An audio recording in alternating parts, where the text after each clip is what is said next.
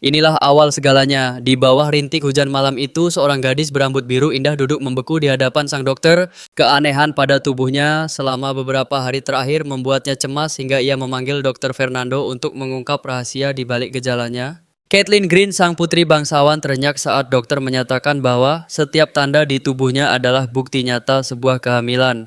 Di usianya yang baru menginjak 22 tahun, ia harus menghadapi badai terbesar dalam hidupnya, sebuah takdir kelam yang tak pernah ia duga sebelumnya. Dengan suara gemetar, ia menyangkal karena baginya mustahil benih itu tumbuh hanya dari satu malam yang singkat. Namun penjelasan sang dokter begitu lugas menunjuk setiap gejala aneh yang telah menjadi bukti yang tak terbantahkan. Dokter menegaskan bahwa berita ini harus segera sampai ke telinga sang Count, namun Caitlin menolak keras dengan wajah pucat pasi.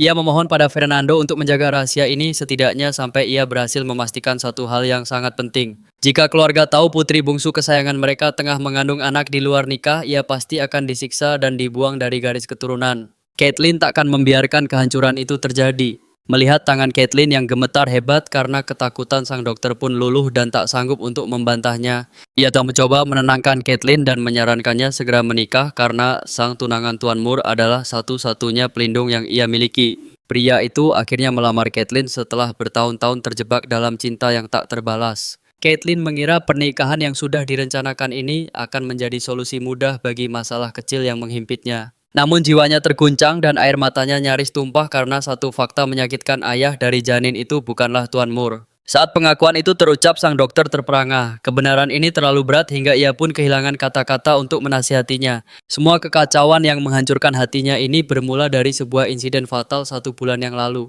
Saat sedang asik menulis surat untuk pujaan hatinya Ansor, sebuah suara gaduh dari arah jendela tiba-tiba memecah keheningan malam. Dengan rasa penasaran, ia melangkah keluar dan mendapati kerumunan orang yang tampak sangat panik di luar sana. Sang pelayan mengabarkan bahwa seseorang dari kedai datang membawa berita tuan muda.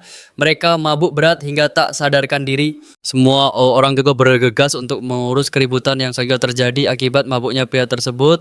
Mengetahui para ksatria sedang berpesta, Caitlin langsung berlari kencang menuju kedai tanpa mempedulikan sekitarnya. Meski dilarang keluar rumah, ia yakin Lord Moore akan tetap menjaganya dan mengantarnya pulang nanti. Setibanya di sana, tawa riuh para ksatria menyambutnya.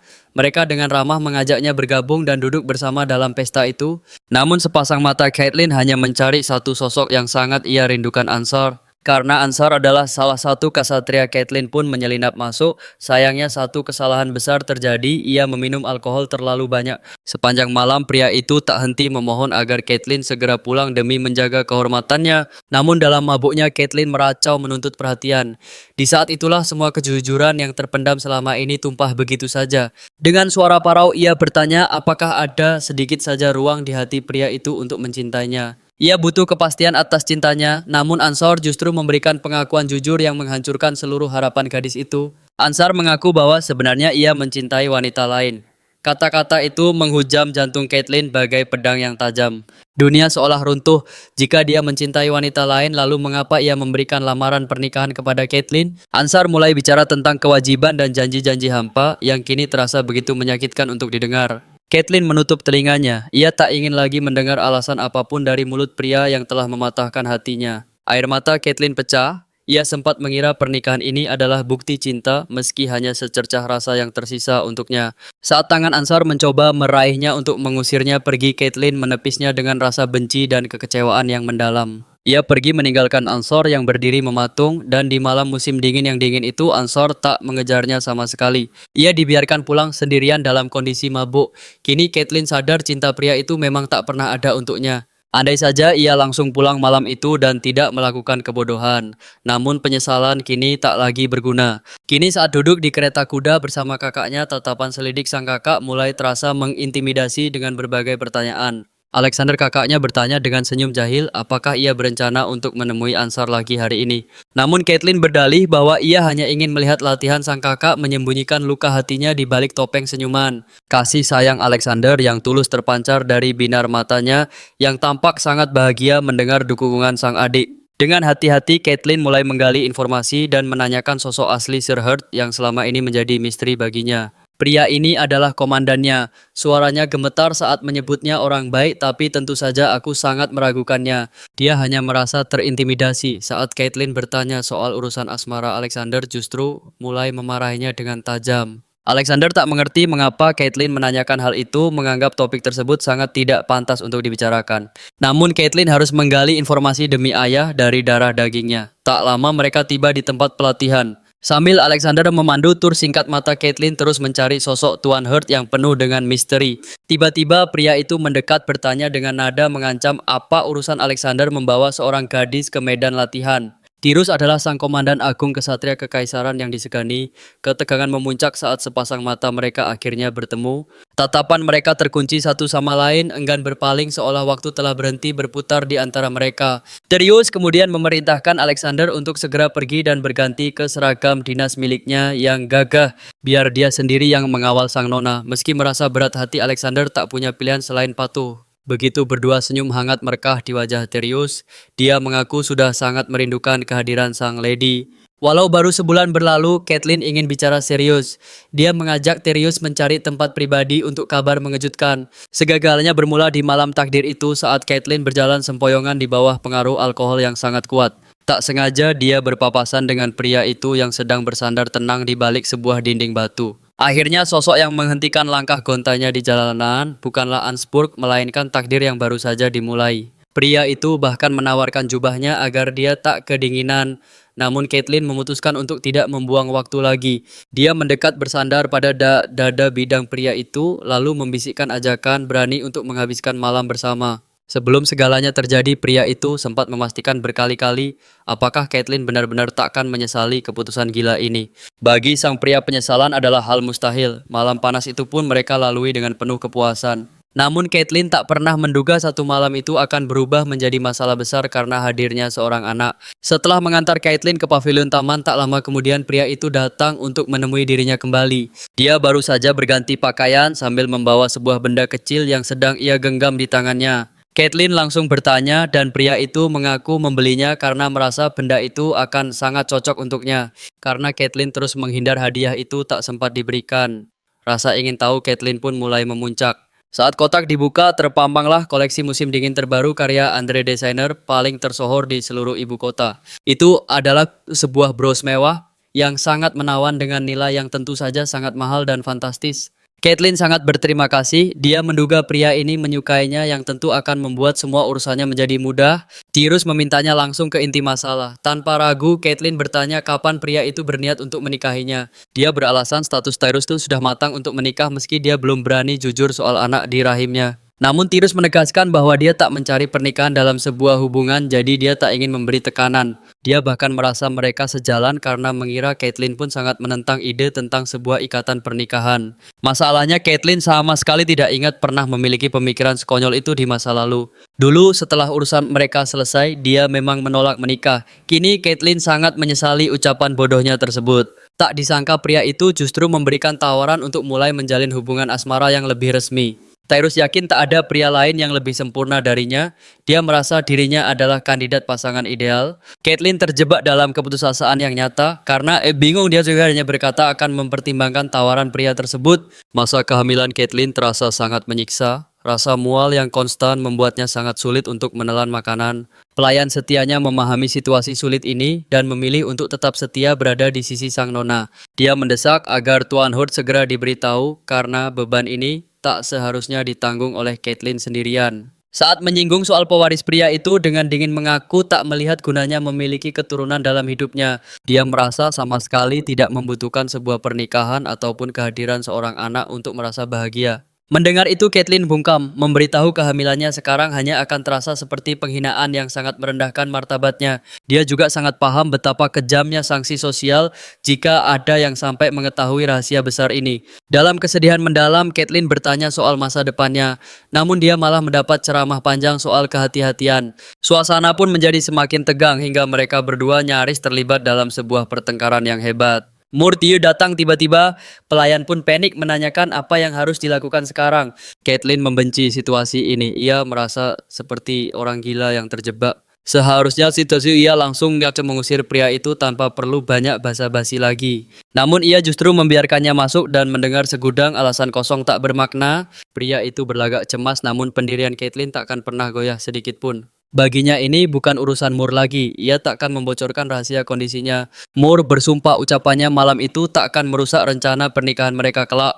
Ia tak percaya pernah mencintai pria sebodoh Mo, sungguh sangat memuakkan. Moore berdalih hanya tertarik satu gadis dan janji segalanya aman nanti. Ia menjamin takkan pernah mengkhianati Caitlyn dengan wanita manapun setelah menikah. Moore mengemis kesempatan dan berdalih itu hanyalah cinta sepihak tanpa masa depan. Moore memohon kesempatan kedua. Caitlyn kesal karena hatinya sempat sedikit tersentuh. Namun di posisi sulit ini, ia harus memikirkan martabat keluarganya juga.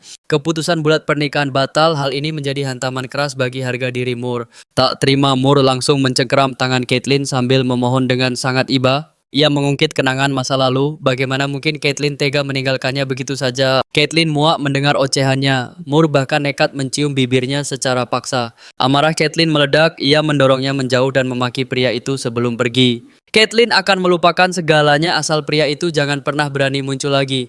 Kali ini, Moore patuh karena menyadari bahwa keputusan Caitlyn sudah sangat serius. Sementara itu, Trius memanggil Alexander secara pribadi. Hal langkah ini sangat mengejutkan. Trius bukanlah sosok yang mudah didekati apalagi untuk dijadikan sebagai seorang suami. Sang panglima tertinggi kesatria kekaisaran ini dikenal sangat dingin dan sangat mendominasi. Menjadi komandan muda memicu rumor bahwa ia menyimpan perasaan rahasia pada Alexander. Alexander merasa sangat cemas saat dipanggil. Kegelisahan itu terlihat jelas di wajahnya. Yapsa Mixrai Trius apa menyatakan cinta. Pikiran Alexander dia menjadi satu kacau karena gugup. Trius memang sosok pria misterius yang tak pernah terlihat bersama wanita manapun. Cara Trius mendekatinya dengan penuh keraguan membuat Alexander semakin yakin akan firasatnya. Ia bingung yang harus menjawab apa. Menjalin hubungan dengannya tentu adalah risiko besar. Alexander memotong pembicaraan dan beralasan ingin mengunjungi adiknya yang sedang jatuh sakit. Mendengar Caitlyn sakit, niat Trius berubah. Ia pun berencana segera menyusul ke sana. Namun ia harus menyelesaikan latihan terlebih dahulu sebelum berkunjung ke kediaman Count. Sikap Trius makin aneh. Ia bersikeras ingin memberikan rasa hormatnya secara langsung. Ia aja ingin berterima kasih karena Count telah melahirkan putra sehebat Alexander. Alexander yakin ini lamaran terselubung, jantungnya berdegup kencang karena rasa sangat khawatir. Tentu saja ia tak sanggup menghentikan keinginan kuat sang panglima. Di sisi lain, Caitlyn bersiap menemui Catherine meski pelayannya berusaha keras melarangnya. Baginya ini kesempatan emas. Caitlyn pun melangkah mantap menuju aula untuk berangkat. Tiba-tiba sosok tinggi muncul. Caitlyn langsung menabrak dada bidang pria di depannya. Pria itu terkejut. Ia tak menyangka akan ada gadis yang menabraknya sekencang itu. Caitlyn berteriak kaget karena pertemuan tak terduga yang sangat mendadak ini. Ia mengomel karena terkejut, namun sang pria justru bertanya apakah ia hamil. Kesal, Caitlyn memukul dada pria itu. Keduanya terjebak dalam suasana sangat canggung. Caitlyn memalingkan wajah karena malu, namun pria itu menggenggam tangannya sambil tersenyum. Melihat itu, sang pelayan tak mampu lagi membendung rasa baper di hatinya. Rasa canggung membuatnya memilih mundur dan membiarkan mereka berdua menghabiskan waktu bersama. Sang gadis khawatir jika kedekatan mereka yang mencolok akan memicu desas-desus miring. Namun pria itu menenangkannya, memintanya tak perlu mencemaskan hal sepele yang tidak penting. Di dalam hatinya, Caitlyn berasumsi bahwa pria itu berniat melanjutkan kemitraan rahasia ini. Namun keraguan menyergap, apakah penderitaan satu malam itu sebanding dengan konsekuensi yang berat? Baginya terasa aneh menyadari betapa cepat seorang pria bisa menaruh hati padanya. Ada riak kecurigaan yang mulai mengusik ketenangan hatinya akan ketulusan pria itu. Caitlyn bertanya apakah ini pertanda dimulainya hubungan mendebarkan tanpa tekanan dari satu sama lain. Pria itu tampak bingung, tak memahami mengapa Caitlyn merasa perlu memperjelas status mereka. Setelah segalanya terkonfirmasi, Caitlyn pun mengusulkan agar mereka lebih sering menghabiskan waktu bersama. Dengan begitu, dia berharap Dioji bisa menemukan momen tepat untuk mengungkap rahasia tentang sang anak. Sambil tersenyum tipis, sang pria memberikan peringatan keras bahwa dirinya sangat menentang pernikahan. Namun jika hubungan ini terus bersemi, mungkin suatu saat hatinya akan luluh juga. Caitlyn mulai memancing imajinasinya, membayangkan sosok bayi mungil yang tumbuh dalam dekapan mereka. Dengan wajah tersipu, pria itu mengira bahwa Caitlyn lah yang sebenarnya menolak gagasan tersebut. Kenyataannya pahit, sang pria menegaskan bahwa pernikahan dan anak bukanlah hal yang dia butuhkan. Cukup memilikinya saja sudah cukup. Caitlyn merasa pria itu hanya menginginkan tubuhnya semata. Setibanya di taman yang sunyi, percakapan mereka pun beralih pada sosok semisterius Tuan Moore. Dia memperingatkan bahwa pria semacam itu seringkali hanya memoles topeng kesempurnaan di luar. Caitlin harus waspada demi masa depan dan kesejahteraan calon buah hati yang sedang dikandungnya. Caitlin akhirnya membuka tabir masa lalunya menceritakan sebuah kisah menyentuh yang terjadi saat kecil. Kala Perang Dunia Kedua pecah di dan kekacauan terjadi saat para tawanan melarikan diri. Sosok gadis kecil bergaun mewah pun menjadi sasaran empuk mereka untuk mencari keuntungan. Tanpa belas kasihan, para tawanan itu menyambar kesempatan emas untuk menculik sang gadis. Beruntung kesatria kekaisaran datang menyelamatkannya dan mendekap erat tubuh Caitlin yang gemetar ketakutan. Karena trauma yang luar biasa, dia bahkan tak sempat menatap wajah kesatria sang penyelamat. Namun satu hal yang tak terlupakan, sebilah pedang besar telah menembus bahu kanan kesatria itu. Luka yang sangat parah itu didapat sang ksatria demi melindunginya dari serangan musuh. Terios nyaris mengungkap identitasnya, namun Caitlin terlanjur yakin bahwa penyelamatnya adalah sosok bernama Ansar. Pria itu bertanya dengan ragu bagaimana dia bisa begitu yakin tanpa pernah melihat wajahnya. Caitlin bersikeras pada keyakinannya meski dia tak pernah melihat bekas luka itu secara langsung. Kepastian itu pun masih terkubur di balik misteri yang belum terungkap sepenuhnya. Tiba-tiba binar kebahagiaan terpancar dari wajah sang pria memicu teguran keras dari Caitlin. Tanpa diduga tangan pria itu menggenggam jemari Caitlin dengan penuh kelembutan yang hangat. Dia mengaku bahwa menatap wajah cantik Caitlin saja sudah cukup untuk membangkitkan hasratnya. Mendengar pengakuan jujur itu, rona merah padam seketika menjalar di seluruh wajah Caitlin. Terpaku dalam diam, dia tak percaya pria itu akan mengatakan hal yang sedemikian berani. Malam itu bayangan tentang pertemuan takdir dengan kesatria penyelamat kembali menghantui setiap mimpinya. Janji masa kecil pun terngiang, bersumpah akan menikahinya sebagai tanda terima kasih atas keselamatannya. Walaupun memori tentang malam mencekam itu perlahan mulai terasa kabur dan memudar, namun anehnya gurat ekspresi wajah kesatria itu tetap terpatri abadi dalam ingatan terdalamnya. Sang penyelamat berjanji akan menunggunya, dan Caitlin sangat yakin bahwa pria itu adalah Ansar. Kini rasa canggung menghimpit hatinya hingga dia memilih untuk mengadu pada sahabat karibnya. Pertahanan dirinya runtuh dalam tangis karena akhirnya dia menemukan seseorang yang bisa dipercaya. Dalam pelukan Catherine Bennington, Caitlin akhirnya merasa benar-benar aman dan mendapatkan kedamaian. Caitlin adalah putri kepala pelayan mereka, Nyonya Meryl.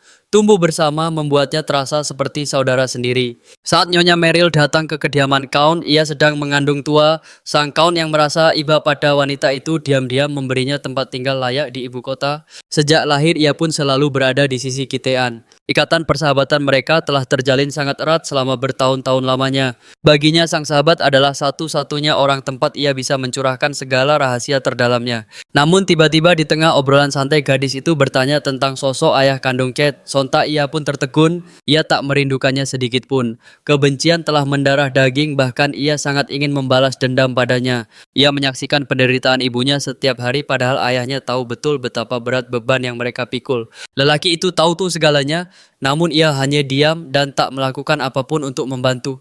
Catherine takkan pernah memaafkan pria pengecut itu. Sorot matanya memancarkan amarah sebelum akhirnya suasana mencair. Mereka mulai membicarakan hal lain yang lebih menarik, yaitu tentang bagaimana perkembangan hubungan asmaranya saat ini. Caitlin sama sekali tidak senang. Ia sudah muak bahkan hanya untuk mendengar nama pria itu disebut. Rasa kesal menyelimuti hatinya karena ia terpaksa harus menceritakan detail yang ingin ia lupakan. Meski enggan menyalahkan, namun kenyataannya dialah yang menjadi akar dari semua kekacauan ini. Akhirnya ia pun mengaku pada Catherine bahwa pernikahan itu batal karena Anero tak mencintainya. Mendengar itu Catherine bereaksi keras. Ia menggenggam tangan temannya dan meyakinkan bahwa ia tahu watak asli Ansar. Pria itu hanya bersikap kaku karena malu menunjukkan perasaannya padahal cintanya begitu tulus padamu. Caitlin mencoba menjelaskan kenyataan pahit bahwa ada wanita lain yang telah mencuri hati pria itu. Ia tak sudi lagi meratapi pria yang bahkan tak pantas mendapatkan sedikit pun perhatian darinya. Wajah gadis itu seketika memucat karena terkejut ekspresi yang menunjukkan betapa mengerikan rahasia yang terungkap. Ia bercerita bagaimana pria itu memintanya lanjut bersiap menikah namun tanpa ada ikatan batin di antara mereka. Semua itu karena hati pria itu milik wanita lain. Detik itu juga pertahanan Caitlin runtuh dan ia menangis. Rasa sakit dan pengkhianatan ini adalah luka yang sangat ingin ia hapus dari ingatannya selamanya. Setelah puas menangis, ia menegaskan bahwa ia baik-baik saja dan tak peduli lagi pada lelaki manapun. Hal terpenting baginya adalah ia telah bebas dari jeratan pria yang tidak pernah menghargai cintanya. Namun Catherine tetap bersikeras agar ia kembali karena tak percaya perasaan bertahun-tahun bisa hilang begitu saja. Ia bahkan mengungkit kembali momen manis saat pria itu pernah menjadi pahlawan yang menyelamatkan nyawanya. Catherine berjanji akan memberi pelajaran pada pria itu dan meminta Caitlyn untuk memikirkan keputusannya sekali lagi. Walau Caitlyn tersenyum dan mengangguk setuju dalam hati, ia sudah memantapkan langkah untuk tidak menoleh ke belakang. Kini hidup baru telah menantinya. Hubungan sia-sia selama bertahun-tahun itu akhirnya benar-benar mencapai titik akhir. Meski sang buah hati belum lahir ke dunia debaran di jantungnya terasa begitu nyata. Entah mengapa ia memiliki keyakinan kuat bahwa bayi ini akan mewarisi wajah yang sangat mirip dengan Tarius. Sayangnya beberapa minggu terakhir terasa sangat berat baginya. Rasa mual selalu menyiksa setiap kali ia mencoba makan. Tubuhnya terasa lunglai dan ia hanya bisa terbaring lemah, bahkan dokter yang datang pun tak bisa berbuat banyak. Berita buruknya sang dokter mengatakan bahwa penderitaan ini masih harus ia lalui selama beberapa bulan ke depan. Caitlyn merasa putus asa, ia tak tahu bagaimana cara bertahan di tengah kondisi yang semakin memprihatinkan ini. Sang pelayan yang khawatir pun menyarankan agar semua jadwal pertemuan penting segera dibatalkan saja. Padahal di kediaman mereka akan segera diadakan pesta besar bagi para ksatria kekaisaran pertama. Sang tuan muda baru saja mendapatkan kenaikan pangkat sehingga Kaun mengundang seluruh tamu terhormat untuk merayakannya. Walau kondisinya sedang di titik terendah, Caitlyn sadar bahwa kehadirannya di acara itu sangatlah krusial. Jika ia sampai absen, maka spekulasi dan pertanyaan tajam dari para bangsawan lain akan sulit untuk dihindari. Pelayan itu sangat antusias karena Tuan Hort akan hadir. Kabarnya pria itu memiliki perawakan garang bak bandit. Namun desas-desus mengerikan itu ternyata sama sekali tidak terbukti kebenarannya. Sosoknya justru terlihat sangat gagah. Amy pun segera bergegas merias Caitlyn agar tampil memukau malam itu. Sesaat sebelum mereka melangkahkan kaki meninggalkan kamar untuk memulai segalanya, sang dokter menatap tajam gadis itu mendesaknya agar segera memberitahukan kabar besar ini kepada ayahnya. Tanpa sengaja, mereka berpapasan di ruang tunggu dan tentu saja ia langsung menanyakan kondisi kesehatannya. Ia terpaksa berbohong demi melindunginya meski hati kecilnya menolak. Namun Caitlyn tak ingin terburu-buru mengungkapkannya. Baginya selagi sang jabang bayi belum lahir, ia ingin menyembunyikan aib ini sedikit lebih lama lagi. Sang pelayan bersikeras agar ia bicara pada Tuan Hurt terlebih dahulu, bukannya kepada sang Count. Dokter itu ngeri menyadari ayah sang anak belum tahu apa-apa hingga ia mulai merasa geram padanya. Caitlyn menenangkan mereka, ia pasti bicara tapi tak mungkin tiba-tiba memintanya menikah dan membesarkan anak mereka. Ia tuh percaya bahwa segalanya butuh proses. Layaknya hujan gerimis yang perlahan membasahi pakaian, ia harus meyakinkan Tarius Hurt tentang arti penting keluarga serta kehadiran seorang anak terlebih dahulu, barulah setelah itu ia akan mengungkap rahasia ini. Apalagi efek kehamilannya sudah cukup membuatnya sangat tertekan. Sang pelayan terus memberikan dukungan terbaiknya untuk menguatkan hati gadis itu di masa sulit, namun Caitlyn tetap teguh pada pendiriannya.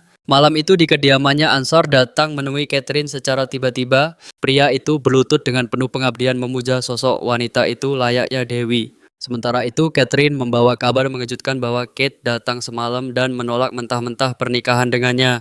Lelaki itu berusaha menenangkan, berjanji akan membereskan segalanya agar Kate kembali luluh padanya nanti. Namun tentu saja Catherine tidak semudah itu mempercayai janji manis yang diucapkan oleh pria itu. Ia memperingatkan bahwa tak akan ada kesempatan kedua. Hatinya kini hanya milik pria idamannya, bukan Ansor. Jadi Ansor harus menyadari kenyataan pahit itu dan mempertimbangkan langkah yang akan ia ambil selanjutnya. Setelah itu Catherine mencium bibirnya membuat pria itu rela melakukan apapun demi memuaskan keinginan sang wanita. Sementara itu kediaman Green bersiap untuk pesta promosi saudara Alex yang berkedok sebagai pertemuan para kesatria. Pesta itu diadakan di pavilion keluarga, namun Caitlyn merasa aneh mengapa lokasi tersebut yang akhirnya dipilih. Hal itu tak penting, namun ia sangat bingung saat melihat ansambel musik kamar sudah berada di sana.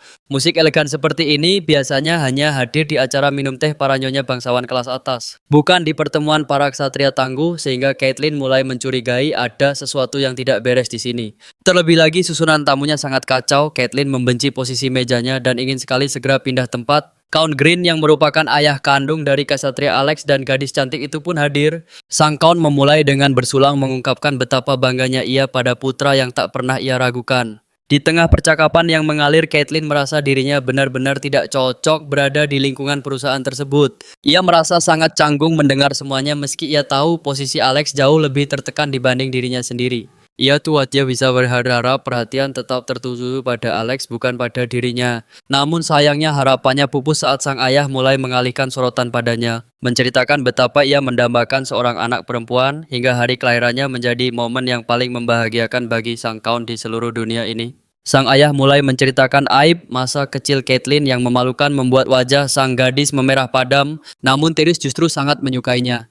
Baginya kecantikan Caitlyn benar-benar serupa dengan mendiang ibunya yang jelita, kulit porselen dan mata indahnya sungguh memikat. Trius pun mengakui dengan senyuman bahwa ia memang sangat cantik, bahwa ia belum pernah bertemu wanita secantik Lady Green di seluruh wilayah ibu kota selama ini, membuat sosoknya terasa sangat unik dan istimewa. Caitlyn tersipu malu mendengar pujian manis yang tak terduga itu. Namun tiba-tiba ayahnya malah mengungkit pembicaraan tentang Ansor dan rencana pernikahan mereka di masa depan. Gadis itu sadar situasi ini harus segera diselamatkan sebelum semuanya menjadi semakin sulit untuk dikendalikan lagi. Baru saja ia hendak angkat bicara untuk menghentikan sang ayah agar tidak melanjutkan kata-katanya. Trius langsung menyela dan meragukan hubungan Ansor dengan gadis itu tepat di depan wajah sang ayah. Sambil menatapnya dengan senyum tipis, ia berkata seolah Caitlyn sudah menemukan pria dambaan hati yang lainnya. Kabar tersebut tentu saja mengejutkan ayah dan kakaknya. Caitlyn pun hanya bisa terdiam membisu tanpa kata. Ia tak mungkin mengaku secara langsung di depan mereka bahwa pria yang dimaksud adalah Terius sendiri. Beruntung Uner segera menengahi dan membantah ucapan sang komandan.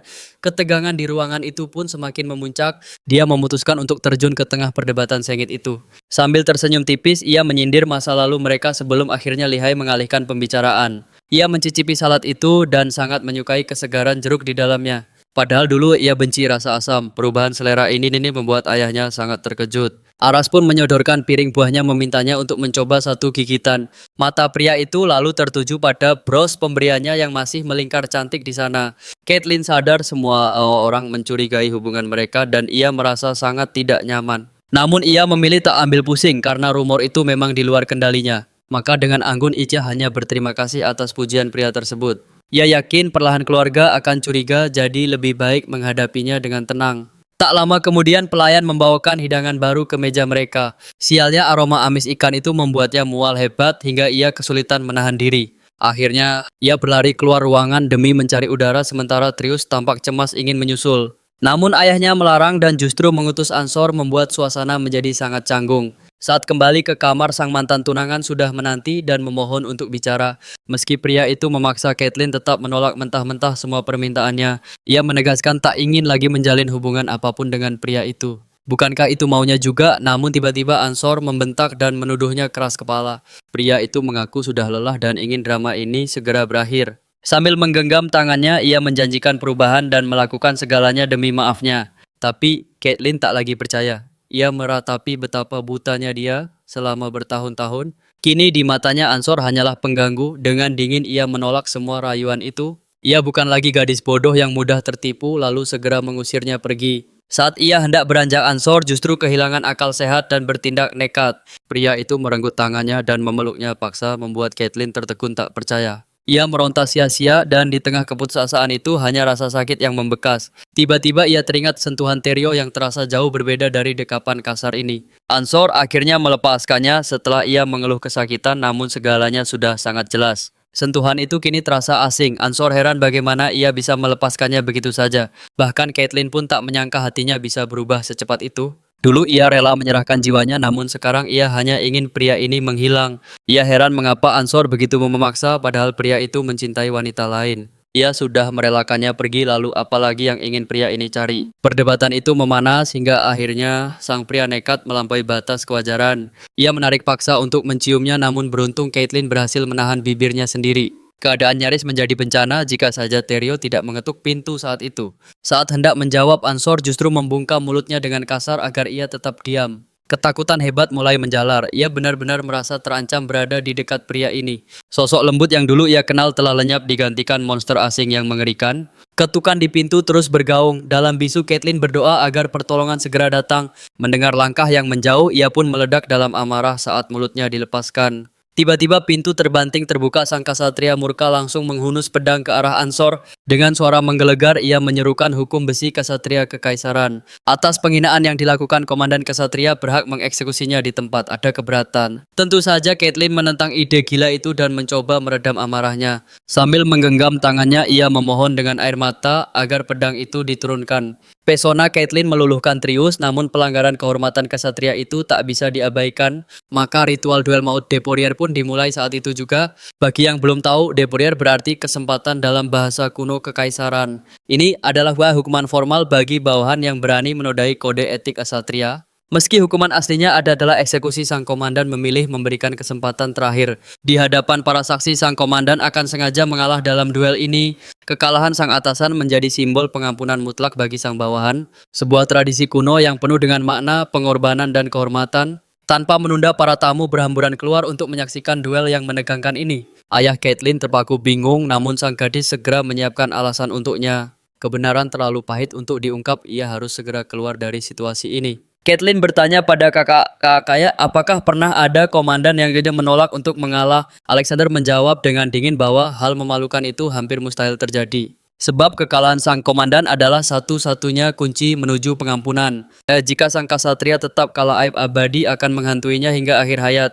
Mereka takkan memenggal kepalanya, namun kehormatannya sebagai kesatria telah mati selamanya. Caitlyn menyadari kengerian yang mengintai di balik ritual penuh air mata ini. Alexander menambahkan bahwa pecundang dalam duel ini biasanya memilih mengakhiri hidupnya sendiri. Hati Caitlyn mencelos, ia tak menyangka taruhannya akan menjadi segawat ini. Pertempuran pecah, keduanya saling menyerang dengan amarah yang membakar jiwa. Tiba-tiba Trius melucuti senjata lawan dengan satu serangan yang sangat mematikan. Keheningan mencekam seketika pecah oleh bisik-bisik kaget dari para penonton. Sang pria mendekat membisikkan sesuatu yang misterius sebelum akhirnya melangkah pergi. Caitlyn gemetar ketakutan membayangkan kehancuran yang kini menimpa mantan tunangannya itu. Esoknya rumor menyebar seperti api dan nama Tarius kini diagungkan banyak orang. Setelah urusan tuntas, Tarius menanyakan keberadaan dokter pribadi milik keluarga Count Green. Asistennya menjawab dengan sigap meski dalam hati ia bertanya-tanya ada apa sebenarnya. Namun Tarius memilih untuk menyimpan motif rahasianya itu dalam kegelapan. Fernando pun dipanggil ke kediaman sementara Caitlyn mulai jujur kepada keluarganya. Tentu saja ia merahasiakan detail saat sang kesatria menyelamatkannya dari maut. Ayahnya murka dan ingin menghabisi pria itu, merasa kehormatan putrinya telah diinjak. Caitlyn segera menjelaskan bahwa dialah yang memohon agar hukuman mati itu dibatalkan. Mendengar pengakuan itu, sang ayah pergi membisu dengan bantingan pintu yang keras. Caitlyn terpaku sedih, namun kakaknya segera datang untuk merangkul jiwanya yang rapuh. Alexander memintanya untuk bersandar dan pelukan itu akhirnya meruntuhkan pertahanan Caitlyn. Hormon kehamilan membuatnya menjadi jauh lebih sensitif dari yang ia duga sebelumnya. Ia menangis tersedot di bahu kakaknya, melepaskan segala beban yang menyesakkan dada. Alexander meyakinkan bahwa ayah mereka tidak marah melainkan hanya merasa sangat kecewa. Ia juga mendukung penuh keputusan Caitlyn untuk membatalkan pernikahan terkutuk tersebut. Ia waktu berat ada papa adiknya bedakan di dari yang bilang kami cerita ini tuh lebih dari siapapun. Caitlyn memohon pada kakak-kakaknya untuk membantu sang pria agar tidak mengakhiri hidupnya. Alexander sempat ragu, namun ia tak kuasa menolak tatapan pilu sang adik. Pada akhirnya kasih sayang seorang kakak mengalahkan rasa benci di dalam hatinya. Dia berjanji bicara pada sang ayah, namun pendiriannya masih terasa sekeras batu. Therio membiarkannya beristirahat sendirian, mengingat hari-hari berat yang baru saja berlalu. Esoknya Therio menemui dokter keluarga Count Green. Ia haus akan semua detail tersembunyi. Sang dokter bersikeras pasiennya hanya lelah. Ia tampak bingung dengan interogasi mendadak ini. Namun tatapan Therio menuntut kebenaran mutlak. Fernando pun mulai merasa terdesak saat itu. Seharusnya rahasia ini sudah terungkap sejak lama. Ia merasa terjebak dalam dilema besar. Detail medis adalah rahasia kecuali jika pernikahan terjadi. Itulah syarat mutlak sang dokter. Tiba-tiba sebuah durasi kehamilan terucap begitu saja dari bibirnya. Dokter mengira sang gadis itu sudah bercerita. Ia tak menyangka Therio sebodoh itu. Kabar tentang prinsip bebas Tuan Hurt sudah terdengar. Namun menolak menikah saat benih telah tumbuh baginya itu sangat tidak masuk akal. Dunia Therio seakan runtuh seketika. Benih itu benar-benar sudah ada, bisiknya gemetar. Fernando ketakutan menyadari kecerobohannya. Ia tak sengaja membongkar rahasia yang seharusnya tersimpan rapat. Therio pun teringat pola ibunya dahulu tentang selera jeruk yang tiba-tiba muncul saat hamil. Perubahan selera makan Caitlyn kini mulai masuk akal. Perubahan drastis pada selera makannya bukanlah sebuah kebetulan belaka. Kini setelah segalanya terkonfirmasi, wajahnya memerah padam, jantungnya berdegup kencang tak karuan. Ada letupan kegembiraan dalam dadanya. Namun dokter salah mengartikan binar bahagia itu. Kenapa harus terkejut? Gertak sang dokter. Konsekuensi itu nyata setelah malam panas itu, tuh pikiran itu tak pernah mampir di kepalanya. Kebenaran ini sungguh menghantam jiwanya. Terio memohon maaf atas keteledorannya. Malam itu ia merasa telah sangat waspada. Perdebatan sengit terjadi hingga sebuah kalimat bijak terlontar. Gadis itu mengandung darah dagingmu, tegas Fernando. Tanggung jawab kini ada di pundaknya. Lelaki sejati takkan berpaling dari kenyataan ini. Integritas Terio kini sedang diuji hebat. Perubahan sikap Terio sungguh sangat drastis. Ia langsung bangkit dengan tekad membara. Langkahnya terburu-buru demi menemui Kilin saat ini juga. Terima kasih bisa terucap singkat untuk sang dokter. Masih banyak hal yang harus segera diselesaikan. Setibanya di kediaman, memori lama berputar kembali tentang percakapan pernikahan yang pernah ada. Ternyata itu adalah ujian reaksi yang gagal ia sadari. Ia merasa seperti pria paling bodoh sedunia, padahal Caitlin hanya tulus tanpa rencana. Kebahagiaan saat bersamanya membuat Terio buta. Ia melewatkan semua pertanda yang nyata. Di kamar, Caitlin kembali bergelut dengan rasa mual. Tubuhnya terasa begitu ringkih dan lemah. Sang bayi ternyata sangat pemilih soal makanan. Ia merasa frustrasi menghadapi nafsu makannya. Mengapa semua beban ini jatuh padanya? Semua karena tipu daya Answer bertahun-tahun. Tanpa itu ia takkan terpuruk dalam mabuk dan takkan melakukan kesalahan sefatal ini. Kemarahan itu kini ia tumpahkan pada Anstir. Meski rasa bersalah tetap membayangi jiwanya. Ia tak ingin ada nyawa yang melayang. Bayang-bayang penyesalan akan menghantuinya selamanya. Ini bukanlah hukuman bagi sang pria, melainkan penderitaan yang harus ia tanggung sendiri.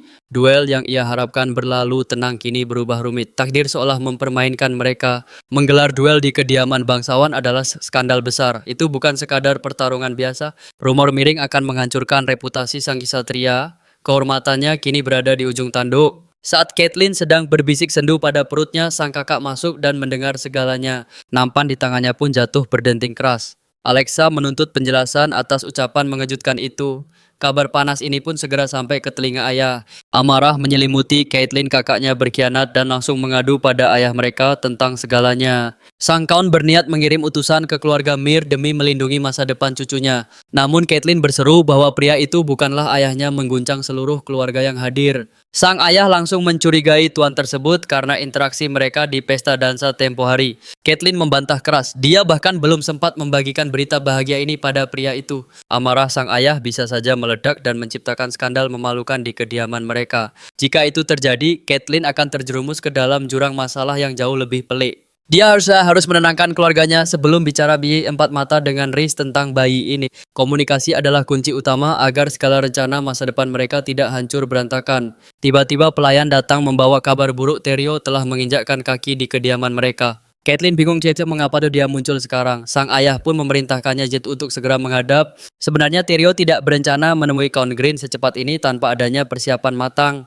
Namun saat tahu Caitlin sedang bersama ayahnya, dia sadar tak bisa lari lagi. Di hadapan sang Count, atmosfer ruangan mencekam akibat rentetan pertanyaan tajam yang dilontarkan.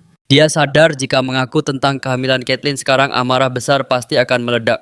Sang Count akan murka karena merasa rahasia besar ini telah disembunyikan darinya selama ini. Maka dia nekat meminta izin berkencan demi menutupi situasi sebenarnya yang tengah terjadi. Melihat raut wajah Caitlin, dia tahu gadis itu sudah memahami rencana gila yang diaturnya.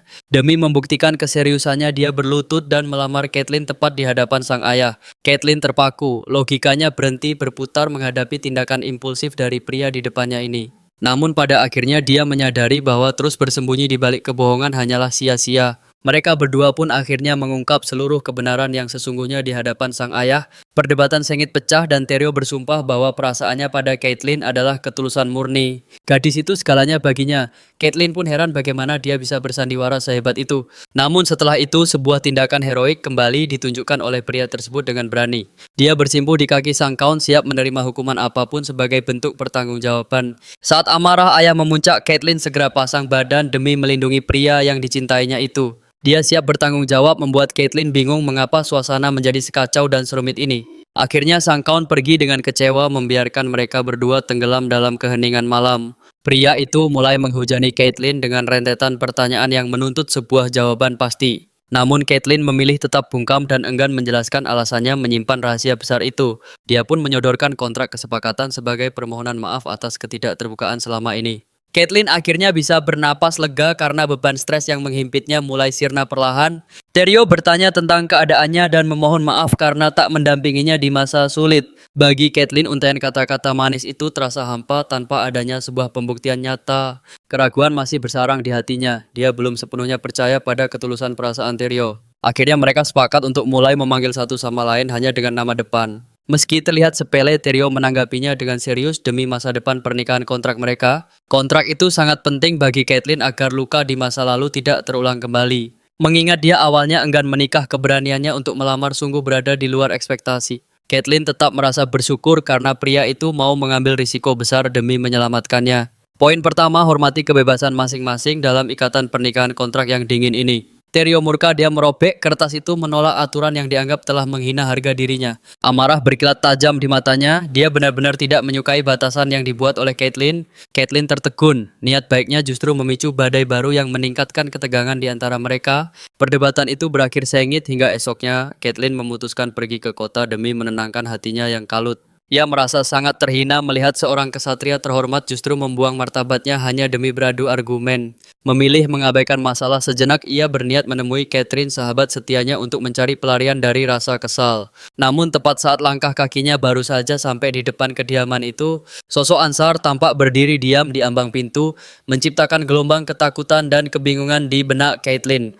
Pikirannya bergejolak, mungkinkah kesatria ini memilih maut demi menebus kehormatannya yang telah gugur seperti tradisi kuno. Ia yakin bahwa kedatangan Ansar menemui Catherine hanyalah sebuah salam perpisahan terakhir bagi persahabatan mereka bertiga. Ketakutan melanda saat membayangkan hancurnya hati Catherine jika harus kehilangan pria yang pernah menyelamatkan nyawanya tersebut. Kini rasa bersalah mulai menghunjam jantung Caitlyn karena merasa dirinya lah yang menjadi pemicu kematian sang kesatria. Ia harus bertindak sebab hanya dialah satu-satunya orang yang sanggup menghentikan keputusan nekat dari seorang kesatria. Gadis itu berlari kencang sambil bersiap meneriakkan nama Ansar, namun waktu seakan terus mengejarnya dengan kejam. Semua bermula saat Catherine melangkah keluar tampak begitu mempesona dalam balutan gaun putih yang suci. Tatapannya diiringi senyum tipis membuat sang pria tersipu, lalu terjadilah sesuatu yang tak pernah dibayangkan oleh Caitlyn. Tanpa ragu, Catherine menariknya dan mendaratkan ciuman mesra di bibir. Mereka pun terhanyut dalam keheningan sesaat. Gadis itu terpaku mengira indera penglihatannya sedang mempermainkannya dalam sebuah halusinasi gila. Sesampainya di rumah, tangisnya pecah seketika. Rasa dihianati menyayat hatinya sementara sang pelayan setia mencoba menghibur. Setia pada tuannya, sang pelayan mulai menghujat Anir, sosok pria yang sejak awal memang sudah ia curigai. Pria itu penuh rahasia. Kini Caitlyn sadar sosok yang dicintai Anir menurut Ansara sebenarnya adalah Catherine. Awalnya ia terguncang hebat, namun setelah emosinya mereda, rasa ingin tahu mulai menyelimuti benak Caitlyn. Logikanya buntu. Jika mereka telah mencium Ansar, mengapa Catherine justru bersikeras ingin menjodohkan dirinya dengan pria itu? Segalanya terasa janggal dan mencurigakan. Ia menduga Count Moore mungkin menganggap Catherine bukan menantu yang pantas. Karena itulah mereka memilih menjalin hubungan rahasia, bertemu secara sembunyi-sembunyi demi menghindari sorotan mata publik. Hatinya lebih tenang jika pria itu bersanding dengan sahabat karib, bukan wanita asing tak dikenal. Ia sungguh tak habis pikir dengan niat terselubung yang sedang direncanakan oleh gadis itu.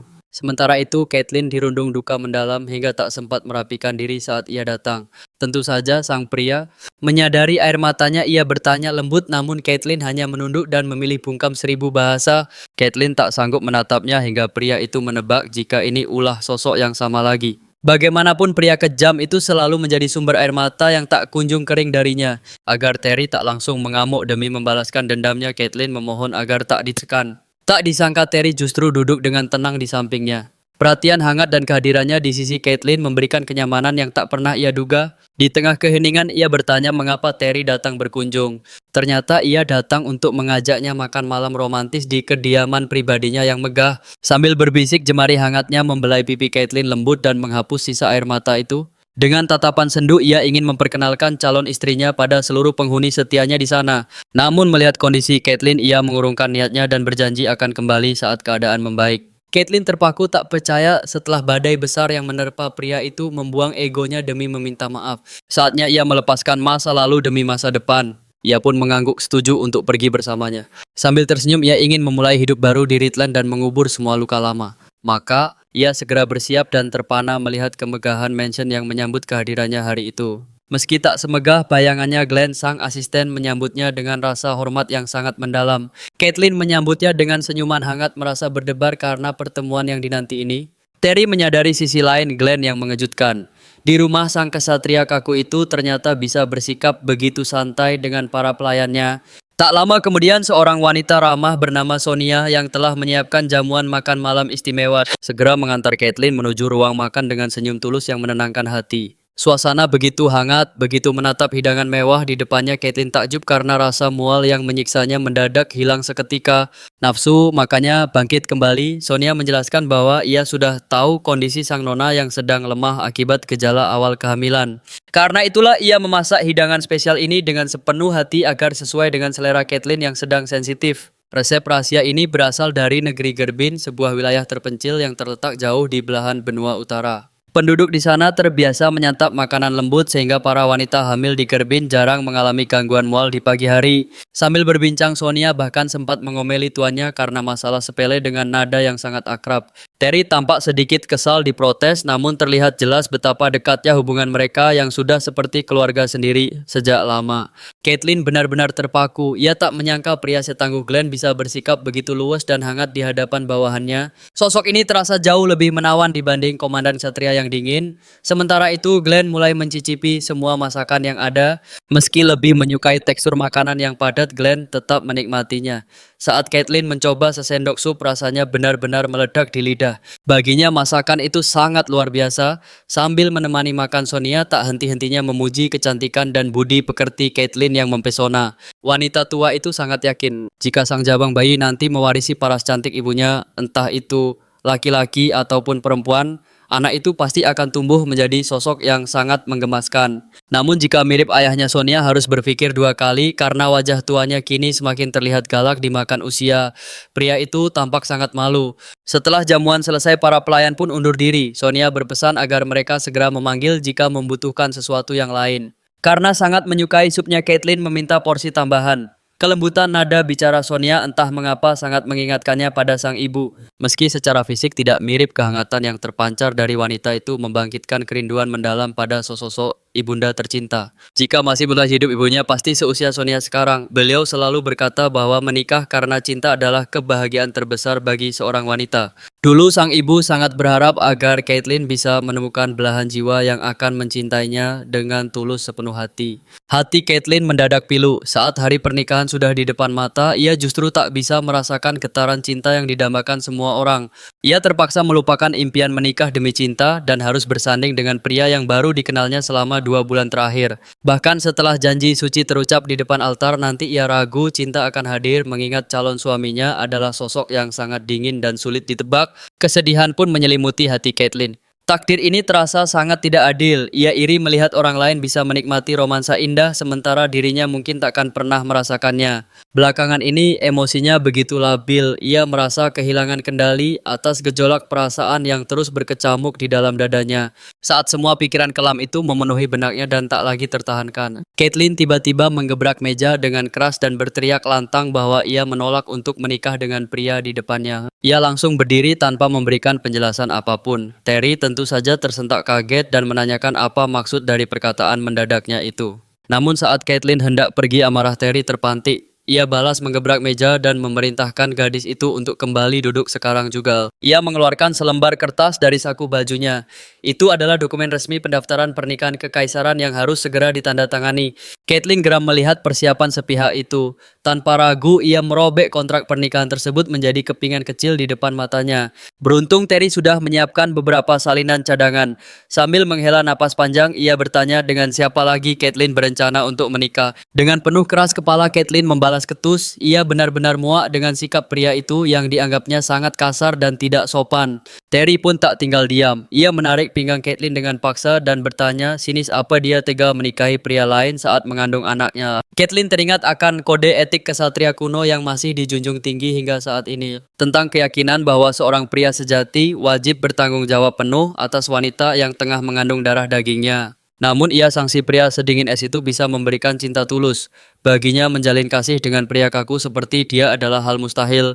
Romansa normal takkan pernah terjadi. Caitlyn mendorongnya menjauh menegaskan bahwa ia akan pergi dan meminta pria itu tidak mengganggunya lagi. Meski Terry terus mengejarnya dengan rentetan pertanyaan yang menyudutkan. Caitlyn berteriak bahwa ia tak sudi terikat dalam pernikahan tanpa landasan cinta lalu berlari meninggalkan ruangan dengan air mata berlinang. Esok harinya, Caitlyn memutuskan untuk menghadiri jamuan teh bersama para lady bangsawan lainnya yang rutin berkumpul setiap pekan.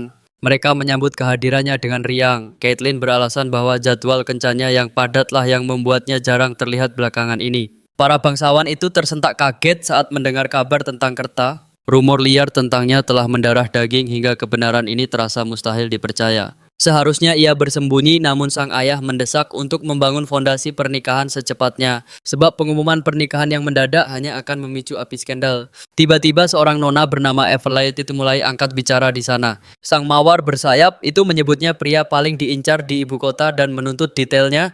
Caitlyn bercerita sebaik mungkin, namun ia menyadari satu sosok bangsawan lain tak tampak. Si rambut merah berbisik tajam membawa kabar burung panas tentang sebuah kehamilan terlarang. Caitlyn terpaku mendengarnya. Rentetan gosip pedas pun mulai membanjiri telinganya tanpa ampun. Ia syok mengetahui sang ayah melarikan diri sementara para nona itu tertawa mengejek. Padahal Caitlyn merasa nasibnya sendiri pun sedang berada di ujung tanduk yang sama. Dengan murka ia bertanya apakah salah mempercayakan hidup sepenuhnya pada orang yang dicintai.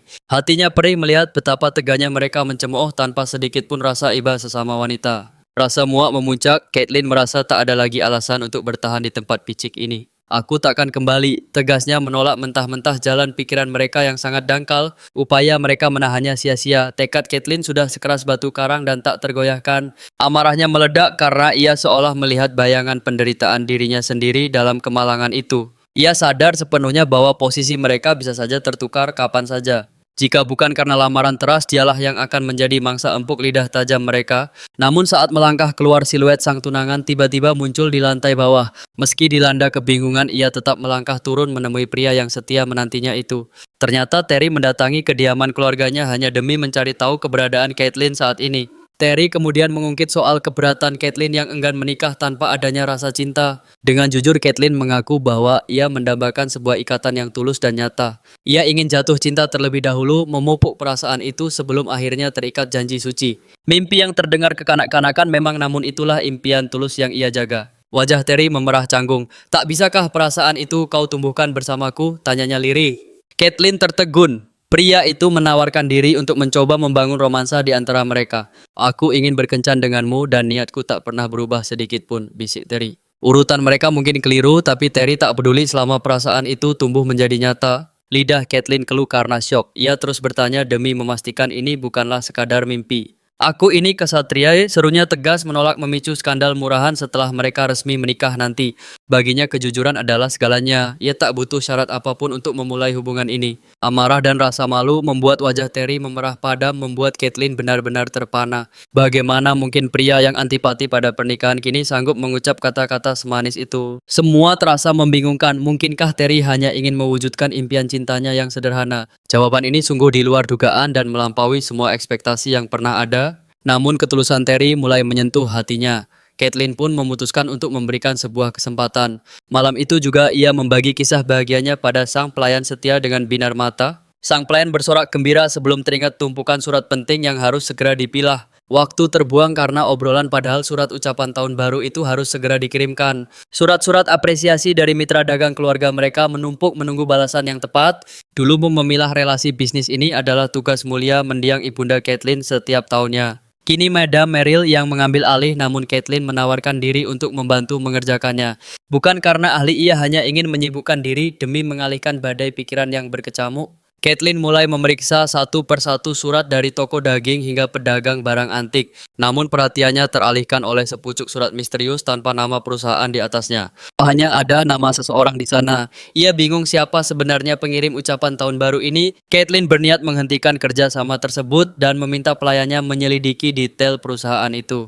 Ternyata itu adalah mitra dagang lama yang bekerja sama sejak mendiang ibunda Caitlyn masih hidup. Mereka rupanya masih berharap bisa terus bekerja sama karena itulah surat-surat itu dikirimkan. Dulu sang ibu sangat berharap bisa sembuh. Berkat kegigihan ayahnya segala pengobatan terbaik pun dicoba. Madam Zameriel bahkan rela berburu tanaman obat langka dan mahal dari berbagai penjuru negeri. Karena tak lagi dibutuhkan, Caitlin memutuskan memutus kontrak. Malam itu Ansar merenung di kediamannya.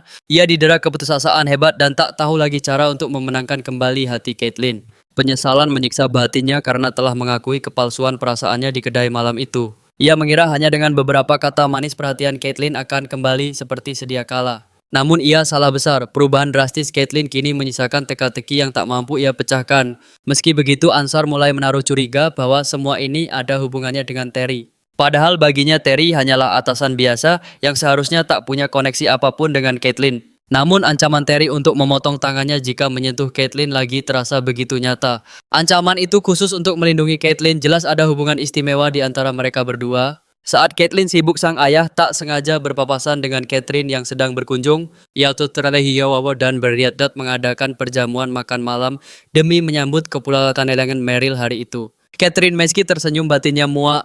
Bagaimana mungkin seorang bangsawan mengadakan pesta untuk pelayan rendah? Di mata orang lain, sang Count mungkin terlihat sangat murah hati dan begitu berwibawa. Namun itu semua hanyalah topeng untuk menutupi kebusukan istri dan putrinya sendiri. Catherine punya dendam yang harus dibalas pada pria yang berpura-pura peduli ini. Baginya kemunafikan sang Count jauh lebih buruk daripada tidak melakukan apa-apa sama sekali. Menatap pria itu saja membuatnya muak, namun ia harus bertahan demi membalaskan penderitaannya. Ibunya pun dulu merasakan penderitaan yang sama saat melihat kemesraan Count dan Countess. Jika ibunya memendam luka, kini Catherine memilih untuk membalas setiap penghinaan yang mereka terima. Dendam akan terbalaskan. Ia mulai menyusun rencana licik yang sangat terperinci untuk menghancurkan mereka. Catherine menyapa Caitlin dengan senyum ceria, namun sambutan dingin yang ia terima sungguh mengejutkan. Suasana seketika berubah mencekam. Sikap dan tatapan Caitlin kini terasa sangat asing bagi Catherine. Dulu Caitlin akan berlari menyambutnya tanpa alas kaki sekalipun demi sahabat terbaiknya. Namun kini jarak yang tercipta membuat Catherine waspada. Perubahan mendadak ini sungguh mengusik ketenangannya. Catherine berniat membicarakan soal Ansar untuk memancing reaksi emosional dari sahabatnya itu. Sambil menatap cermin, Caitlin menyodorkan undangan dan berucap dingin, "Aku akan segera menikah." Kabar itu bagai petir di siang bolong yang membuat Catherine terpaku tak percaya. Meski awalnya ragu, Caitlin mengaku tak bisa menolak desakan sang calon mempelai pria. Amarah Catherine meledak seketika hingga ia tega membentak Caitlin dengan suara gemetar. Reaksi berlebihan itu membuat Caitlin heran. Mengapa Catherine tampak begitu terusik dengan pernikahannya? Catherine merasa dikhianati karena Caitlin menyembunyikan rahasia sebesar ini dari dirinya.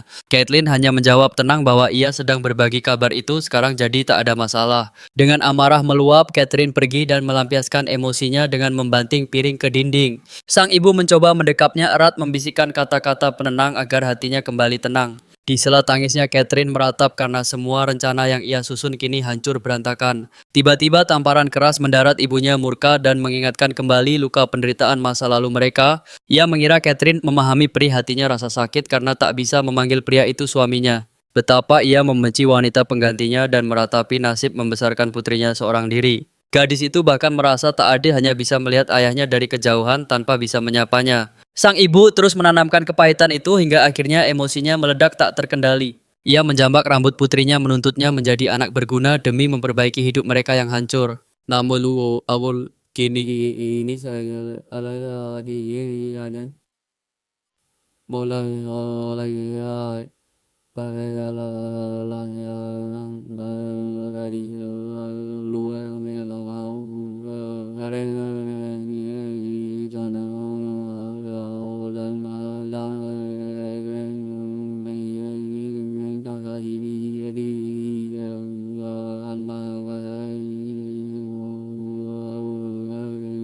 Sambil terisak, ia berjanji pada ibunya akan membereskan segalanya agar bisa kembali diandalkan. Sementara itu, rumor tentang Terry, Caitlin, dan Ansor mulai tersebar luas di seluruh ibu kota. Alexander sangat terkejut melihat Terry muncul di tempat latihan setelah rumor bunuh diri yang beredar. Ia berpikir seharusnya Terry tetap bersembunyi saja daripada memicu keributan baru. Tak hanya datang ke lapangan, Terry bahkan membawa Catherine bersamanya saat itu. Alexander bingung, namun gadis itu justru ceria dan para ksatria mulai bergosip liar. kamar. Mereka berbisik bahwa pemuda dan gadis itu terlihat sangat serasi sebagai pasangan. Rasa penasaran mereka memuncak saat Terry mendekat sambil menyembunyikan kotak kecil di punggungnya. Yatyu meminta Alexander memberikan kotak itu pada Caitlin dan menegaskan itu darinya. Terry menjelaskan bahwa itu adalah kue Mont Blanc Castel dari toko roti terkenal. Sebelumnya Caitlin memang pernah berujar lirih bahwa ia sangat menginginkan kue tersebut karena khawatir terlambat jika menunggu latihan usai Terry meminta saudaranya segera mengantarkannya. Di saat yang sama Catherine melangkah mendekat dengan senyuman yang tampak terlalu bahagia. Ia menatap sang komandan dengan binar mata ceria mengaku sangat senang akhirnya bisa bertemu. Dengan nada lembut ia meminta sedikit waktu untuk membicarakan sesuatu yang pribadi. Meski sang pria merasa heran, Catherine segera menjelaskan alasan di balik permintaannya. Ia mengaku sebagai sahabat kecil Caitlin yang sangat sedih karena baru bisa bertemu sekarang. Namun ia merasa sangat lega akhirnya bisa bertatap muka secara langsung dengannya di sini. Mendengar dia, sahabat Caitlin Terry merasa senang karena ini kesempatan untuk lebih mengenalnya. Catherine mengambil inisiatif mengajak minum teh bersama karena menganggap Terry sebagai belahan jiwa sahabatnya. Ia berdalih ingin mengenal sosok Terry lebih dalam meski permintaannya terasa sedikit janggal. Di taman, Catherine terus menghujani Terry dengan berbagai pujian manis dan rasa terima kasih. Ia tuh juga bersyukur karena kasatria seperti Ansar telah membantunya sampai di dekat tempat ini. Tiba-tiba Catherine berpura-pura merasa bersalah karena Ansar adalah mantan tunangan Caitlin. Namun ia meyakinkan Terry agar tidak perlu merasa khawatir tentang hal itu. Ia menegaskan bahwa Caitlin sama sekali tidak lagi memiliki perasaan pada pria itu. Sebaliknya Catherine bersikeras bahwa Caitlin benar-benar telah jatuh cinta pada sosok Terry. Terry mendengarkan sambil tersenyum meski batinnya curiga karena sikap Caitlin tak menunjukkan hal itu. Caitlin bahkan belum menganggapnya kekasih, membuat kata-kata Catherine terasa seperti kebohongan. Mencoba menyelidiki, Terry mengubah topik dan bertanya tentang diri awal mula persahabatan mereka. Catherine menceritakan semuanya, namun terus menyelipkan nama Ansor sebagai bagian dari rencana rahasianya. Namun di tengah percakapan itu, Terry justru merasakan sesuatu yang berbeda di hatinya. Ia semakin jatuh cinta pada Caitlin setelah mendengar betapa baik dan manisnya gadis itu. Sayangnya penyebutan nama Ansor yang berulang-ulang mulai membuat perasaan Terry merasa jengkel. Akhirnya ia menegaskan tak ingin membahas pria itu lagi dan ingin mengganti topik. Catherine segera meminta maaf dengan wajah polos berdalih tak bermaksud menyinggung perasaannya. Namun ambisi licik Catherine belum padam, ia terus memprovokasi suasana dengan halus. Ia mengungkit soal duel dan memohon Terry bersikap lembut mengklaim itu adalah keinginan Caitlin. Terry menatapnya dengan penuh keraguan bertanya-tanya mengapa Catherine bisa sebegitu yakin dengan ucapannya. Namun si gadis segera membongkar segalanya. Ternyata rencana matang ini telah ia persiapkan sejak awal. Ia pun terpaksa mengakui kalau gadis itu memahami Caitlin jauh lebih dalam daripada dirinya sendiri. Namun ia masih ragu apakah Catherine benar-benar ingin memaafkan pria brengsek yang telah menyakitinya itu. Baginya luka lama itu hanyalah urusan pribadi yang takkan pernah menodai kehormatan kesatria mereka. Tiba-tiba Teddy mendesak dengan pertanyaan tajam. Apakah dia tahu alasan sebenarnya di balik duel maut itu? Catherine menggeleng pelan. Ia hanya merasa sangat cemas dengan nasib hubungan mereka yang diambang kehancuran. Karena itulah ia nekat menghubungi sang pembawa pesan demi mendapatkan setiap detail rahasia tersebut secara langsung. Mendengar itu amarahnya meledak. Bagaimana mungkin gadis itu tetap membelanya meski sudah tahu kebenaran yang memuakkan. Ia sempat mengira Kate merasakan hal yang sama, namun kenyataannya sungguh jauh di luar ekspektasi. Saat nama pria itu disebut, ia merasa pembicaraan ini sudah sangat tidak penting untuk dilanjutkan lagi. Ia bimbang apakah gadis ini hanya teman yang bodoh atau sengaja ingin mengacaukan hubungan Kate dan Terry. Dan sekarang keraguannya sirna, jelas sekali ada niat terselubung di balik semua drama yang terjadi ini. Ia tak bisa lagi menahan murka saat Catherine mulai menyangkal segalanya dengan wajah tanpa dosa. Ia benci melihat Kate membiarkan ular berbisa berada di sisinya, memintanya memaafkan pria yang telah menghancurkannya. Baginya ini adalah kebodohan paling fatal yang pernah Kate lakukan dengan memelihara pengkhianat di lingkaran terdekatnya. Ia menganggap ini kesalahan terburuk. Akhirnya mereka pun berpisah karena dialog ini sudah tidak ada gunanya lagi. Sesampainya di mansion pribadi, miliknya sang asisten sudah menunggu dengan wajah yang penuh dengan rahasia. Asisten itu membisikkan bahwa ada sebuah kejutan istimewa yang telah menantinya di dalam kamar pribadi. Namun suasana hatinya sedang sangat buruk. Ia melempar mantelnya dengan dingin lalu pergi meninggalkan asistennya begitu saja. Ia masih gagal paham apa yang Caitlin lihat dari pria busuk itu. Sejak awal dia hanyalah sampah. Terlebih lagi, ia tidak mengerti bagaimana bisa Caitlin salah mengenali sosok pahlawannya dengan pria pengecut itu. Jika Caitlin hilang ingatan mungkin ia bisa maklum. Namun anehnya gadis itu ingat kejadiannya dengan sangat jelas. Tapi entah mengapa Caitlin justru meyakini bahwa si bajingan itulah yang telah melakukan segalanya untuknya. Seandainya ia tahu akan jadi seburuk ini, ia pasti akan membawa gadis itu pulang langsung ke tangan sang kaun. Mungkin takdir akan berubah. Begitu masuk kamar ia langsung melepas kemejanya tanpa menyadari kehadiran Caitlin di sana. Gadis itu sedang duduk manis menikmati sepotong kue di sofa menatapnya dengan wajah yang merona malu. Dengan kikuk ia mendekat dan bertanya mengapa Caitlin ada di sana tanpa ada janji temu sebelumnya. Caitlin menjawab dengan polos bahwa karena pria itu tak kunjung datang maka dialah yang harus berkunjung.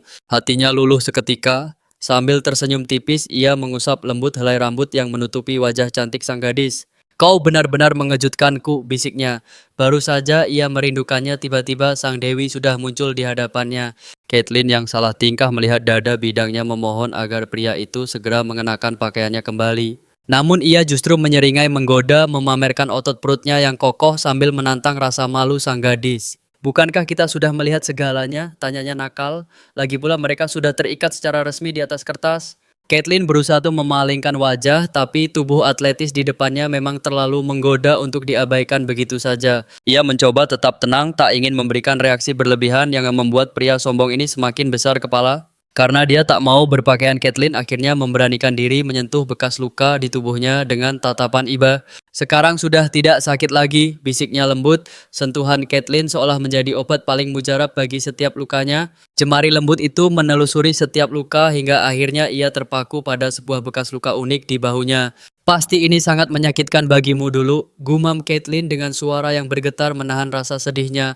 Terry tertegun, ia berharap Caitlin akhirnya menyadari siapa sebenarnya sosok yang telah menyelamatkannya di masa lalu. Namun sayang kenyataan pahit kembali menghantamnya. Harapan itu sirna seketika dalam sekejap mata saja. Saat perjalanan pulang, Caitlin meratap. Pria itu tak pernah tahu betapa ia sangat mencemaskan setiap bekas lukanya. Suasana yang tadinya begitu manis tiba-tiba hancur berantakan saat amarah pria itu kembali meledak tanpa alasan jelas.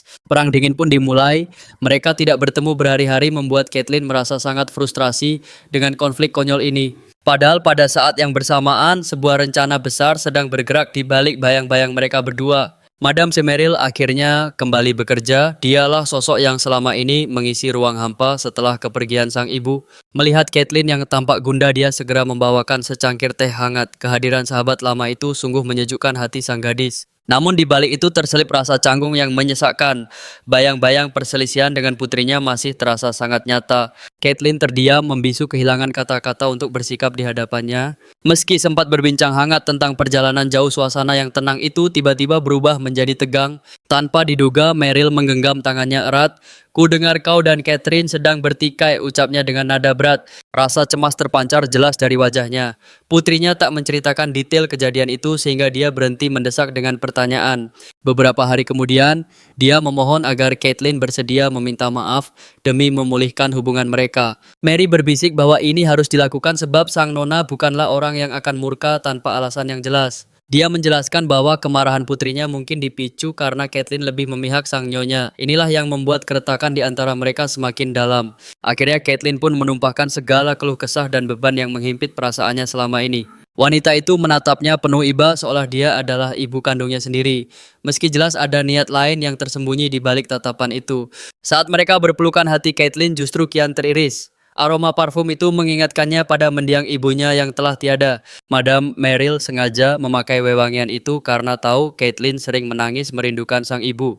Pada detik itu juga badai di dalam jiwanya perlahan mereda dan berganti dengan rasa lega yang luar biasa. Amarah yang membara akibat perselisihan dengan Sherry tiba-tiba padam, begitu pula rasa benci saat memikirkan Ansara dan Catherine. Melihat senyum tulus dari wajah Meryl, kegelisahan di hati Caitlin benar-benar sirna seketika. Setelah keadaan membaik, wanita itu mendesak Caitlin menceritakan hal baru. Dia mendengar kabar dari dokter bahwa sang gadis sedang mengandung. Tentu saja berita tentang kehamilan itu disambutnya dengan binar kebahagiaan yang tak terbendung. Padahal dokter telah melarang keras untuk membocorkannya. Caitlin sendiri pun tidak akan pernah mau mengakuinya begitu saja. Beberapa hari pun berlalu hingga akhirnya sang pria muncul untuk makan siang bersama. Pelayan telah menyiapkan hidangan khusus sesuai daftar menu dietnya. Tuan besar juga dijadwalkan akan hadir di meja makan tepat setelah hidangan pembuka disajikan. Caitlin hanya terduduk kaku sambil mencuri pandang ke arah pria itu. Dia berjanji dalam hati untuk memulai memulai pembicaraan lebih dulu. Namun keheningan yang mencekam ini sungguh menyiksa batinnya. Dia sangat berharap pria itu segera membuka suara tentang apapun. Harapannya terkabul. Terry tiba-tiba menoleh dan bertanya, "Apa kau sudah mempertimbangkan untuk menikah dengan Ansara?" Aduh, pertanyaan itu menghantamnya bagai hantaman batu besar. Caitlin tak menyangka dia akan mengungkit hal seserius itu. Dengan tegas dia menunjukkan bahwa pernikahan dengan Ansara bukanlah pilihan semua karena harga dirinya yang terluka. Dia bingung dari mana Terry mendapatkan informasi itu. Mungkinkah ayah atau saudara laki-lakinya yang bercerita? Hal pertama yang dia lakukan adalah bertanya dari mana dia mengetahuinya. Namun Terry tetap bungkam 1000 bahasa. Pria itu terus menghujani pertanyaan demi pertanyaan tepat sebelum sang kaun melangkah masuk ke dalam ruangan. Sang kaun segera meminta maaf kepada pria itu karena datang terluka akibat urusan pekerjaan. Caitlin merasa sangat lega, kehadiran sang kaun menyelamatkannya dari topik pembicaraan yang sangat tidak nyaman itu. Namun sang pria seolah tahu, dia berkata bahwa mereka bisa melanjutkan pembicaraan penting itu sambil menyantap hidangan. Mendengar hal itu, hati Caitlin langsung mencelus. Sebaliknya Terry tampak sangat puas dan gembira. Terry justru mulai membahas tentang bencana besar yang mengguncang beberapa tahun yang lalu.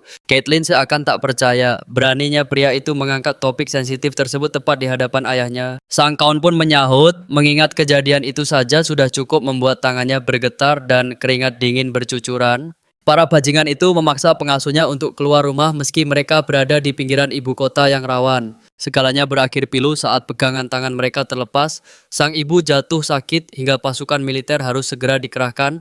Itu adalah masa tersulit dalam hidupnya. Saat itu, Caitlin bukan sekadar tersesat di tengah kekacauan. Dia diculik oleh para tahanan yang melarikan diri. Untungnya kontrak dengan Yang Mulia berhasil mendatangkan ksatria kekaisaran. Butuh waktu berhari-hari bagi seluruh pasukan untuk akhirnya bisa menemukan dan menyelamatkan sang gadis. Setelah mendengar kisah itu, Terry menyatakan rasa syukurnya. Dia juga menyebut bahwa Ansar yang memimpin divisi tersebut sangat menderita. Pria itu menyahut dengan nada suara yang sangat dingin seolah memahami segalanya. Namun kenyataannya dia memegang rahasia gelap. Kebenaran yang jauh berbeda dari apa yang diyakini oleh orang-orang di sekitarnya. Caitlin mengira pria itu kaku, namun pernikahan yang kian dekat tampaknya mulai mengusik ketenangannya. Kejujurannya memang memperumit segalanya, namun nasi telah menjadi bubur dan rasa bersalah pun menghantuinya. Tiba-tiba saja, mungkinkah sikap aneh pria itu sebenarnya adalah bentuk kecemburuan yang terpendam? Demi mencairkan suasana, Caitlin sengaja menyentuhkan kakinya ke pergelangan kaki sang pria. Goda nakal Caitlin membuat pria itu sangat malu, apalagi sang ayah duduk tepat di sana. Sambil berbisik gemetar, ia memohon agar Caitlin segera menghentikan aksi nakalnya. Caitlin terkekeh penuh kemenangan sengaja terus menggoda demi melihat reaksi menggemaskan pria itu.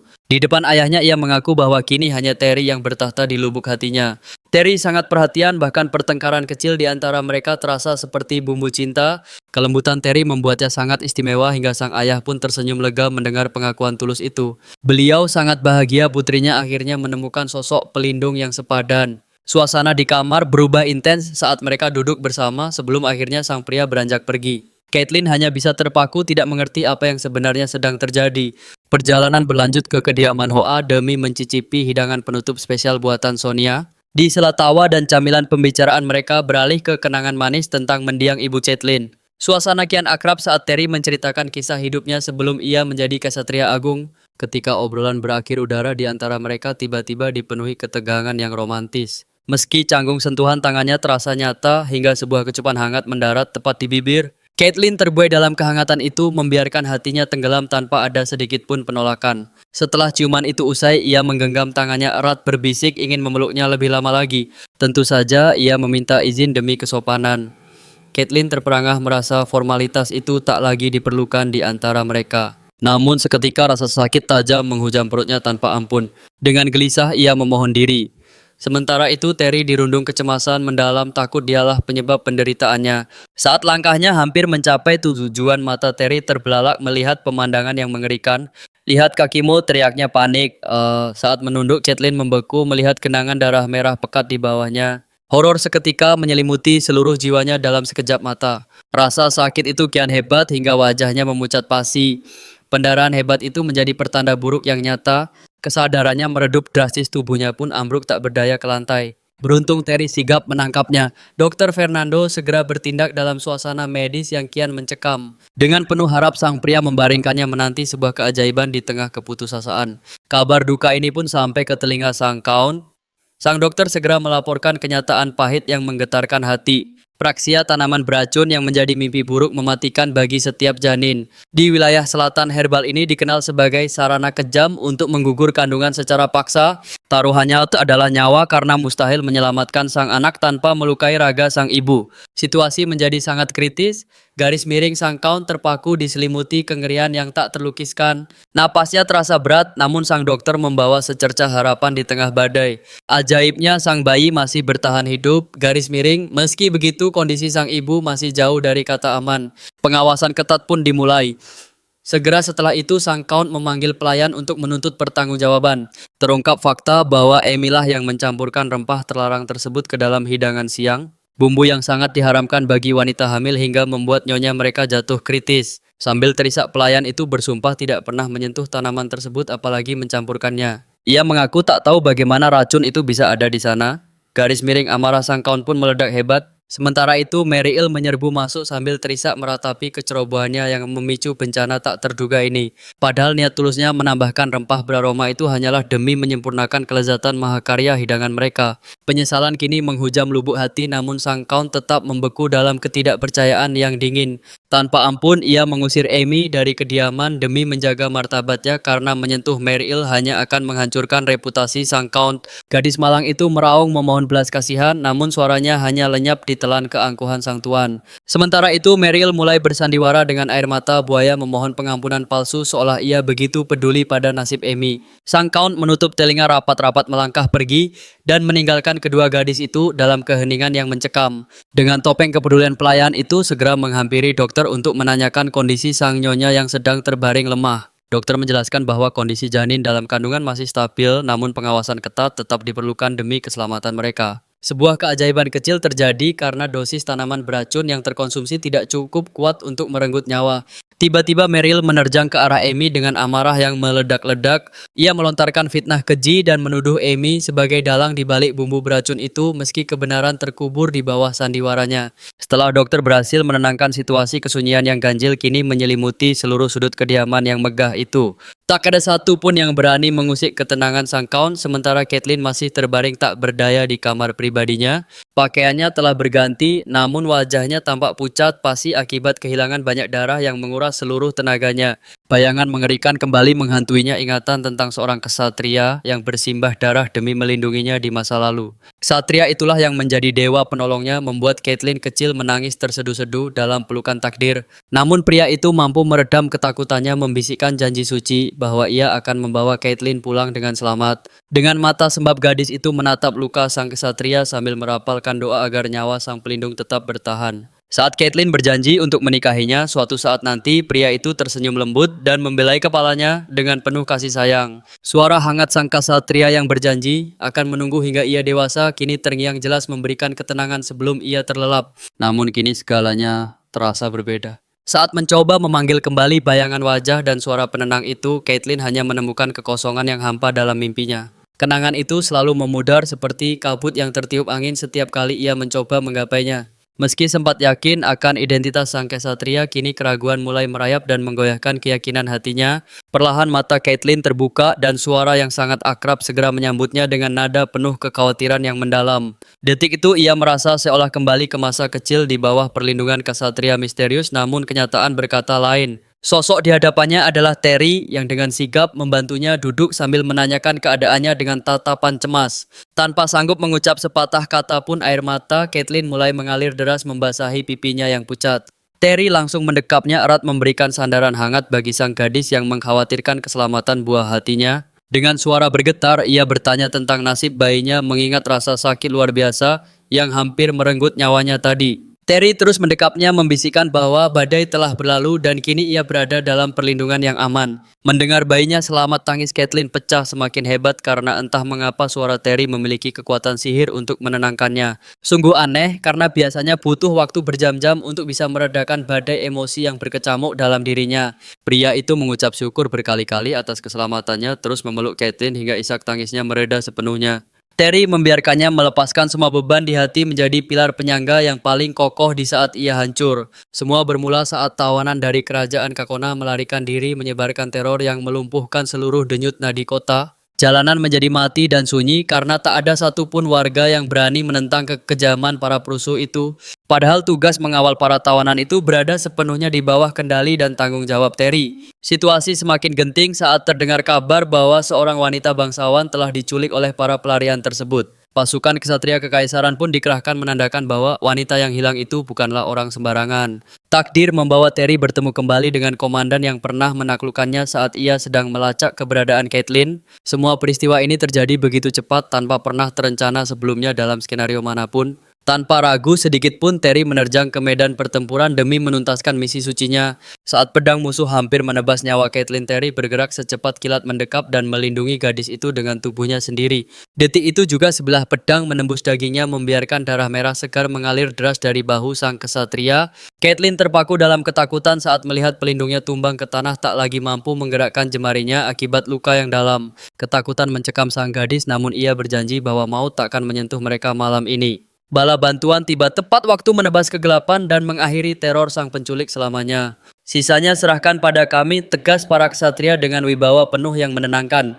Terry harus segera membawa tawanan pergi sebelum bala tentara musuh mengepung posisi mereka. Ingin rasanya ia mengamuk, namun getaran ketakutan sang gadis dalam pelukannya meluluhkan segalanya. Ia mendekapnya erat, membuang nurani dan lari menjauh tanpa menoleh lagi pada kehancuran. Dengan sisa tenaga, ia menemukan tempat persembunyian demi menenangkan napas gadis yang dicintainya. Caitlin adalah satu-satunya orang yang memohon agar nyawanya tetap bertahan di dunia yang kejam. Janji pernikahan sebagai balas budi di masa depan sungguh menggetarkan seluruh relung jiwanya. Selama ini doktrin untuk mati demi kehormatan adalah satu-satunya bahasa yang ia pahami. Namun permohonan tulus itu menyadarkannya ia harus hidup demi menjaga janji suci tersebut. Di tengah kabut kesadaran senyum sang gadis menjadi satu-satunya cahaya penuntun dalam hidupnya. Terry berjuang tetap terjaga terpaku pada irama napas teratur gadis yang kini ia lindungi. Dulu maut di medan perang adalah sebuah kemuliaan yang ia nantikan tanpa rasa ragu. Gejolak emosi ini sungguh asing, tak pantas bagi seorang kesatria perkasa kekaisaran sepertinya. Meski darah mengalir deras, keselamatan Caitlin adalah satu-satunya prioritas sebelum ia ambruk tak berdaya. Tahun-tahun berlalu dan rekan-rekannya mulai mendesak sang kesatria untuk mencari pendamping hidup sejati. Rumor mulai beredar menyeret namanya dan sosok ternama ibu kota dalam pusaran pembicaraan hangat. Kabar burung jatuh menyebutkan bahwa kesatria itu menjalin kasih dengan wanita paling terhormat di kota, sang putri dari keluarga Earl Green yang begitu termasyhur akan kecantikan dan keanggunannya.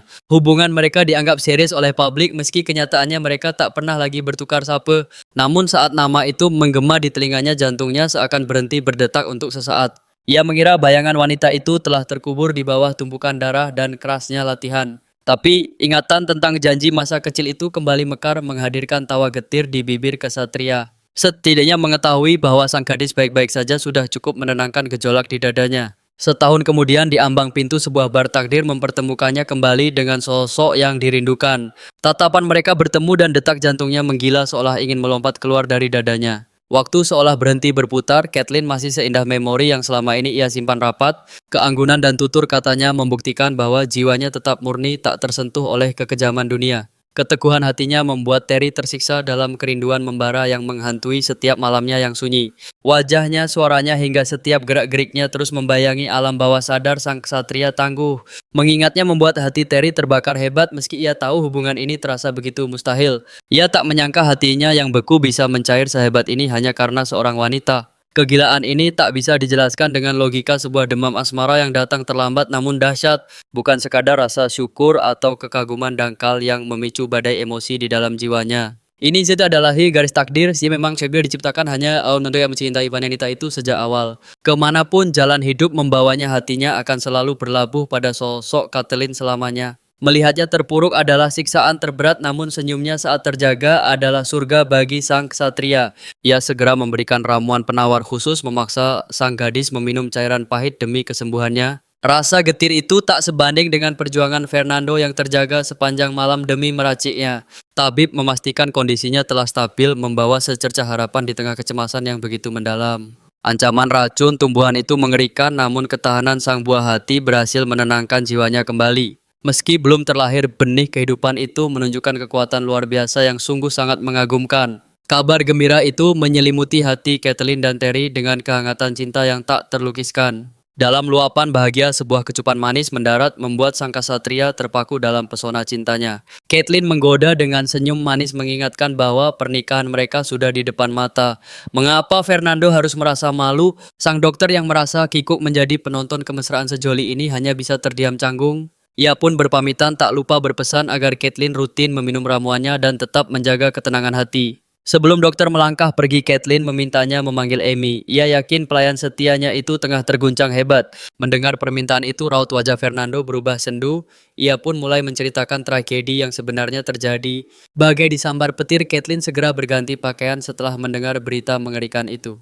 Dengan amarah yang meluap, ia menerjang masuk ke ruang kerja ayahnya demi menuntut penjelasan tentang pengusiran Amy.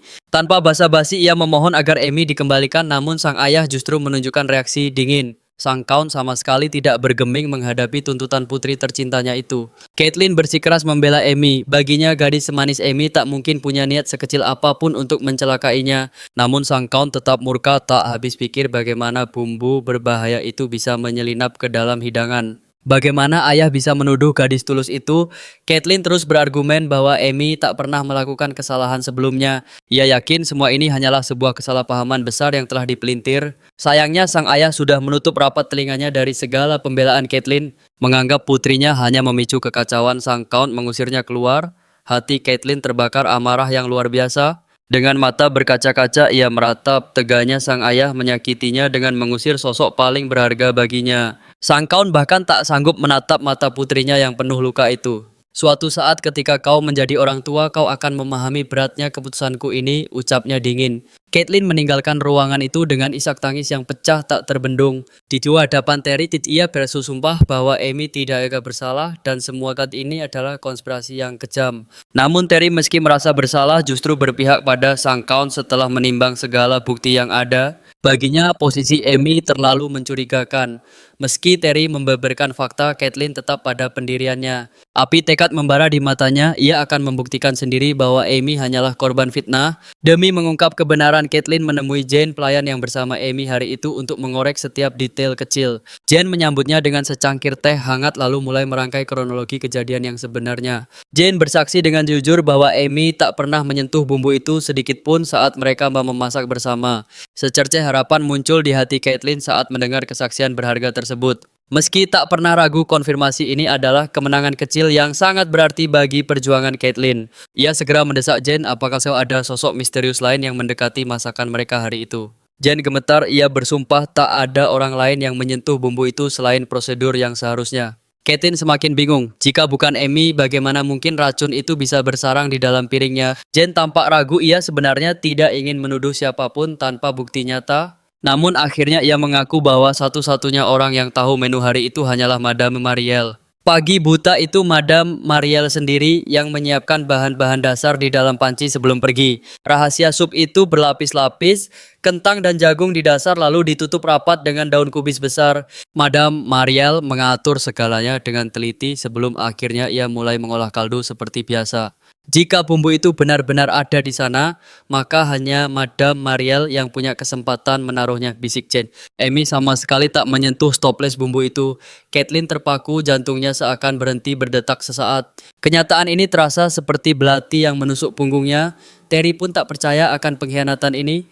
Terry berusaha daya menenangkan tunangannya, namun sia-sia karena hati Caitlyn sudah terlanjur hancur. Jane membeberkan bagaimana bumbu itu bisa tersembunyi sempurna di dalam sup, mengarahkan telunjuk dosa pada Madame Mariel. Caitlyn masih mencoba mencerna semua ini, dunianya seakan berputar hebat. Jika kata-kata Jane benar, maka sosok yang selama ini ia percayai adalah ular yang sebenarnya. Ini membuktikan bahwa sejak awal wanita itu memang menyimpan kebencian terselubung padanya. Dengan menyerahkan sup itu pada Amy, satu-satunya yang tahu tentang kehamilannya, rencana licik ini pun menjadi sempurna. Rencana busuk ini disengaja, dia berniat mencelakai Caitlyn dan anaknya lalu melimpahkan semua kesalahan itu pada Amy. Namun sebuah tanya besar masih menggantung, apa untungnya bagi dia? Mengapa dia begitu haus akan kehancuran ini? Caitlyn tak habis pikir mengapa dia diperlakukan sekeji ini, padahal dia telah memberikan seluruh kepercayaan tulusnya. Namun begitu informasi itu meresap dan mulai dianalisis dalam benaknya, kilasan memori menyakitkan muncul saat dia melihat Catherine mencium Ansar. Sang gadis masih tak mengerti mengapa itu terjadi. Dia pun menyadari bahwa kebencian ibu dan anak itu bukanlah kebetulan, melainkan ada rahasia gelap yang selama ini tersembunyi. Tepat setelah insiden yang mengguncang jiwa tersebut, hal pertama yang gadis itu lakukan adalah melabrak Catherine. Dia harus menuntut penjelasan langsung dari mulut sang pengkhianat. Caitlin ingin bertanya langsung mengapa Catherine tega berdusta, sementara di balik punggungnya dia berselingkuh dengan Ansar. Mengapa dia berani membohonginya tepat di depan mata? Jelas Catherine sama sekali tidak siap menghadapi serangan pertanyaan itu. Wanita itu terus bersandiwara berlagak seolah tidak mengerti apapun dan berusaha menghindari pembicaraan tersebut. Akhirnya setelah Caitlin menekannya hingga tak berkutik, Catherine memohon untuk didengar dan mengaku merasa bersalah selama ini. Dia berdalih bahwa saat Ansor menyatakan cinta padanya, seharusnya dia segera menghentikan pria itu saat itu juga. Namun pengakuan itu hanyalah bualan. Saat Caitlin menuntut alasan jujur, Catherine malah mulai berakting sebagai korban yang teraniaya. Dia berpura-pura sedih karena sahabatnya tidak percaya padanya, padahal dia mengklaim telah melindungi Caitlin dengan segenap kekuatannya. Namun bagi Caitlin, jika dia memang sahabat yang setia, dia pasti akan berterus terang sejak awal. Bukankah itu arti persahabatan? Seharusnya dia jujur bahwa Ansor sebenarnya menaruh hati padanya, bahwa dia pun memiliki perasaan yang sama, dan ingin menjalin hubungan terbuka tanpa ada dusta yang ditutupi. Namun kenyataannya dia justru memilih untuk terus menanam benih kebohongan tepat di hadapan Caitlin. Caitlin murka menyadari bertahun-tahun dia mengejar pria itu hingga kehilangan jati diri dan kini semuanya terasa sia-sia. Dia hanya ingin wanita itu tak lagi menyebut nama Ansor. Namun saat Catherine mulai membelanya, kesabaran Caitlin pun habis. Plak, sebuah tamparan keras mendarat di pipi Catherine. Sahabat pengkhianat itu pun tertegun dalam keterkejutan yang luar biasa. Dia bertanya apa yang Caitlin lakukan, namun sang gadis terus meluapkan amarahnya hingga topeng Catherine akhirnya benar-benar hancur. Dengan nada sinis, Catherine bertanya, "Apa kau pikir kau jauh lebih mulia dari semua orang di sini?" Tatapan Catherine berubah sedingin es. Dia mengaku tak pernah iri, melainkan hanya merasa iba dan muak pada Caitlin. Caitlin seolah tak percaya dengan apa yang didengarnya. Kata-kata itu begitu tajam, mengiris hati yang telah hancur. Dia tak menyangka Catherine memendam kebencian sedalam itu hingga tega melakukan segalanya demi melihat Caitlin jatuh tersungkur. Setiap kali dia menatap wajah Caitlin, yang dia rasakan hanyalah rasa kasihan yang merendahkan martabatnya. Dia ingin Caitlin merasakan penderitaan yang sama setidaknya sekali. Namun sekarang semua sandiwara ini telah berakhir. Catherine juga mengejek Kate yang dulu begitu polos, kini malah berani bersembunyi dengan pria lain. Segalanya telah berubah. Karena masih belum paham sepenuhnya, Caitlin berteriak dan mendesak Catherine untuk segera menjelaskan maksud kata-katanya. Kesalahpahaman ini menyiksanya, namun Catherine justru merasa tak ada lagi yang perlu dijelaskan secara rinci. Karena kenyataannya memang persis seperti apa yang ada di dalam pikiran kelam Caitlin selama ini. Dia mendekat lalu berbisik tajam di telinganya bahwa hubungan mereka jauh lebih dekat dari yang pernah dibayangkan. Seketika Caitlin teringat percakapan tentang ayah sahabatnya dan tabir kebenaran pun akhirnya terbuka lebar dengan sangat menyakitkan. Dia diliputi ketakutan saat menyadari informasi ini. Ternyata selalu ada alasan gelap di balik setiap kebencian. Tak pernah terpikirkan olehnya bahwa mereka adalah saudara tiri, dan itulah alasan utama Catherine sangat menginginkan kehancurannya. Usai percakapan yang menguras emosi dan air mata itu, Caitlin bergegas kembali ke kediaman dan langsung mencari Terry. Dia harus menemuinya, namun sang ksatria masih dalam pelatihan. Akhirnya dia berpesan kepada asisten agar memberitahu Terry untuk segera menemuinya di kamar begitu dia kembali. Sesampainya di kamar, dia hanya bisa terduduk diam. Dia belum sanggup pulang dan menghadapi ayahnya setelah kebenaran pahit ini. Jauh di lubuk hatinya dia masih ingin percaya bahwa ayahnya bukanlah pria yang tega berbuat demikian. Namun jika bukan karena hubungan darah, tak mungkin Catherine dan Madame Merrill memiliki alasan sekuat itu untuk meracuni hidupnya. Ayahnya terlalu lembut hati untuk menelantarkan anak haramnya, tidak seperti pria kejam lainnya yang tak memiliki perasaan. Kini Caitlin paham betul mengapa wanita dan anak yang tak diakui itu kini berambisi besar untuk membalas dendam padanya. Caitlin masih tak mengerti apa dosanya. Haruskah nyawa dan buah hatinya menjadi taruhan atas kesalahan yang tak ia pahami? Ia terus merenungi di mana letak kegagalannya hingga tangisnya pecah tak terbendung lagi. Pahit rasanya menyadari segala ketulusannya kini sia-sia, padahal ia begitu menyayangi mereka dengan sepenuh hati. Ia mempercayai mereka layaknya mempercayai diri sendiri. Namun sang ayah yang ia kira jujur ternyata menyimpan rahasia gelap yang begitu besar. Kepercayaan Caitlin pun mulai runtuh seketika. Bagaimana ia bisa mempercayai dunia jika ayahnya sendiri sanggup menyembunyikan kebenaran sepahit itu darinya? Tak lama kemudian, Turley kembali ke istana dan bergegas menemui Caitlin untuk menceritakan segalanya. Namun langkahnya terhenti saat melihat Caitlyn tengah terisak dalam kesedihan yang mendalam. Diliputi rasa cemas, ia langsung merengkuh Caitlyn dan bertanya dengan lembut tentang apa yang telah terjadi. Ia takut terjadi sesuatu yang fatal pada kesehatan atau janin mereka, mengingat kemarin Caitlyn tampak ingin memastikan sebuah hal penting. Namun, melihat emosi sang istri yang begitu terguncang, Turley sadar bahwa kenyataan tak berjalan semudah yang dibayangkan. Caitlyn hanya bisa menangis tanpa sanggup berucap sepatah kata pun. Ia hanya bisa membenamkan wajah di bahu Turley. Sang pria pun membiarkan istrinya menumpahkan segala lara dalam pelukannya. Sambil membelai lembut rambutnya, Turley berjanji akan setia menunggu hingga Caitlyn siap untuk menceritakan semuanya. Di sela isak tangisnya, Caitlyn teringat ucapan Turley tentang betapa sulitnya memberikan kepercayaan pada orang lain. Namun hidup dalam kecurigaan sungguh menyiksa batinnya. Ia pun bertanya dengan nada yang sangat rapuh, "Bisakah kau menjadi satu-satunya pelabuhan tempatku bersandar? Seseorang yang takkan pernah membuatku ragu dalam kondisi apapun." Turley tertegun mendengar itu. Ia menatap Caitlyn dalam-dalam dan berujar bahwa kata-kata saja takkan cukup untuk meyakinkannya.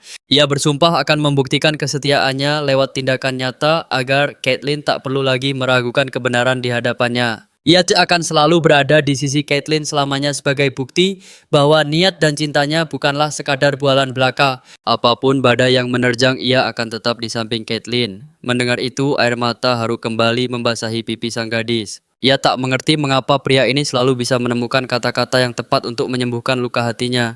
Meski pernikahan mereka bermula dari satu malam, tanpa sengaja tatapan Turley memancarkan cinta yang begitu tulus padanya. Sorot mata penuh kasih itu seolah meluluhkan segala keraguan dan memberikan kehangatan di relung jiwanya. Kini Caitlyn mantap melabuhkan kepercayaannya pada Turley dan tak ingin lagi berpaling dalam keraguan. Setelah menenangkan diri selama beberapa hari, Caitlyn akhirnya membulatkan tekad dan segera menemui sang ayah. Ia meminta izin untuk mengelola wilayah mereka secara mandiri. Berita ini tentu saja membuat sang kaun sangat terkejut. Sang ayah bingung mengapa putrinya ingin melakukan itu, padahal Caitlyn harus segera meninggalkan kediaman mereka dalam waktu dekat. Caitlyn menegaskan bahwa tanggung jawab ini seharusnya sudah ia ambil alih sejak lama. Situasi ini menyadarkannya bahwa segalanya telah lepas kendali karena mereka terlalu memberikan kepercayaan penuh pada Madame Mariel. Itulah sebabnya kini ia ingin merombak seluruh staf dan memimpin dengan tangannya sendiri. Sang ayah pun setuju dan memuji aspirasi putrinya. Ia merasa ini adalah kesempatan bagus bagi Caitlyn untuk berlatih memimpin. Namun ia tetap berpesan agar Caitlyn selalu menjaga kesehatan dan tidak terlalu memaksakan diri dalam bekerja. Caitlyn pun berjanji bahwa ia akan memastikan segalanya tetap berjalan dengan aman dan terkendali. Setelah itu, ia pun berlalu. Seseorang merasa heran mengapa Caitlyn tak membongkar rahasia Madame Mariel di hadapan ayahnya. Padahal wanita itu adalah dalang di balik semua kekacauan ini dan ia bisa saja mendapatkan pelayannya kembali jika bicara jujur. Keputusan Caitlyn terasa sangat berisiko, namun bagi Caitlyn semua bukti yang ia kantongi saat ini barulah sebatas kecurigaan. Tanpa bukti yang nyata dan kuat, ia tak ingin bertindak gegabah yang justru bisa menghancurkan dirinya sendiri. Lagi pula, ia belum sepenuhnya yakin apakah Madame Mariel sengaja menaruh bumbu berbahaya itu dengan niat jahat. Dengan berat hati, ia memutuskan untuk menyimpan rapat insiden menyakitkan ini demi menyusun strategi yang lebih matang. Caitlyn sadar bahwa kebencian Madame Mariel terhadap dirinya jauh lebih dalam dan berbahaya dari yang terlihat. Dendam itu telah dipupuk selama puluhan tahun. Jika ia terpojok, wanita itu pasti merasa tak ada lagi yang perlu dipertaruhkan dan mungkin saja ia akan menerima segala konsekuensinya dengan penuh kebencian yang terpendam. Namun Caitlyn lebih mengkhawatirkan hal lain. Ia takut wanita itu akan nekat membongkar dosa masa lalu ayahnya. Jika itu terjadi, rumor buruk akan menyebar luas dan masa lalu kelam keluarga mereka akan menjadi kecaman publik. Bukan hanya sang ayah, tapi seluruh dunia akan menghina Caitlyn. Kedekatannya dengan Catherine, si anak haram, bakal dianggap sebagai pengkhianatan besar. Nama baik Alexin sebagai kesatria akan hancur seketika. Bahkan kehormatan mendiang ibu mereka pun bakal ikut terinjak-injak oleh cemoohan publik yang kejam. Caitlyn sadar betul akan konsekuensi pahit itu. Jika badai kebenaran ini sampai meledak, kehangatan keluarga mereka akan sirna selamanya.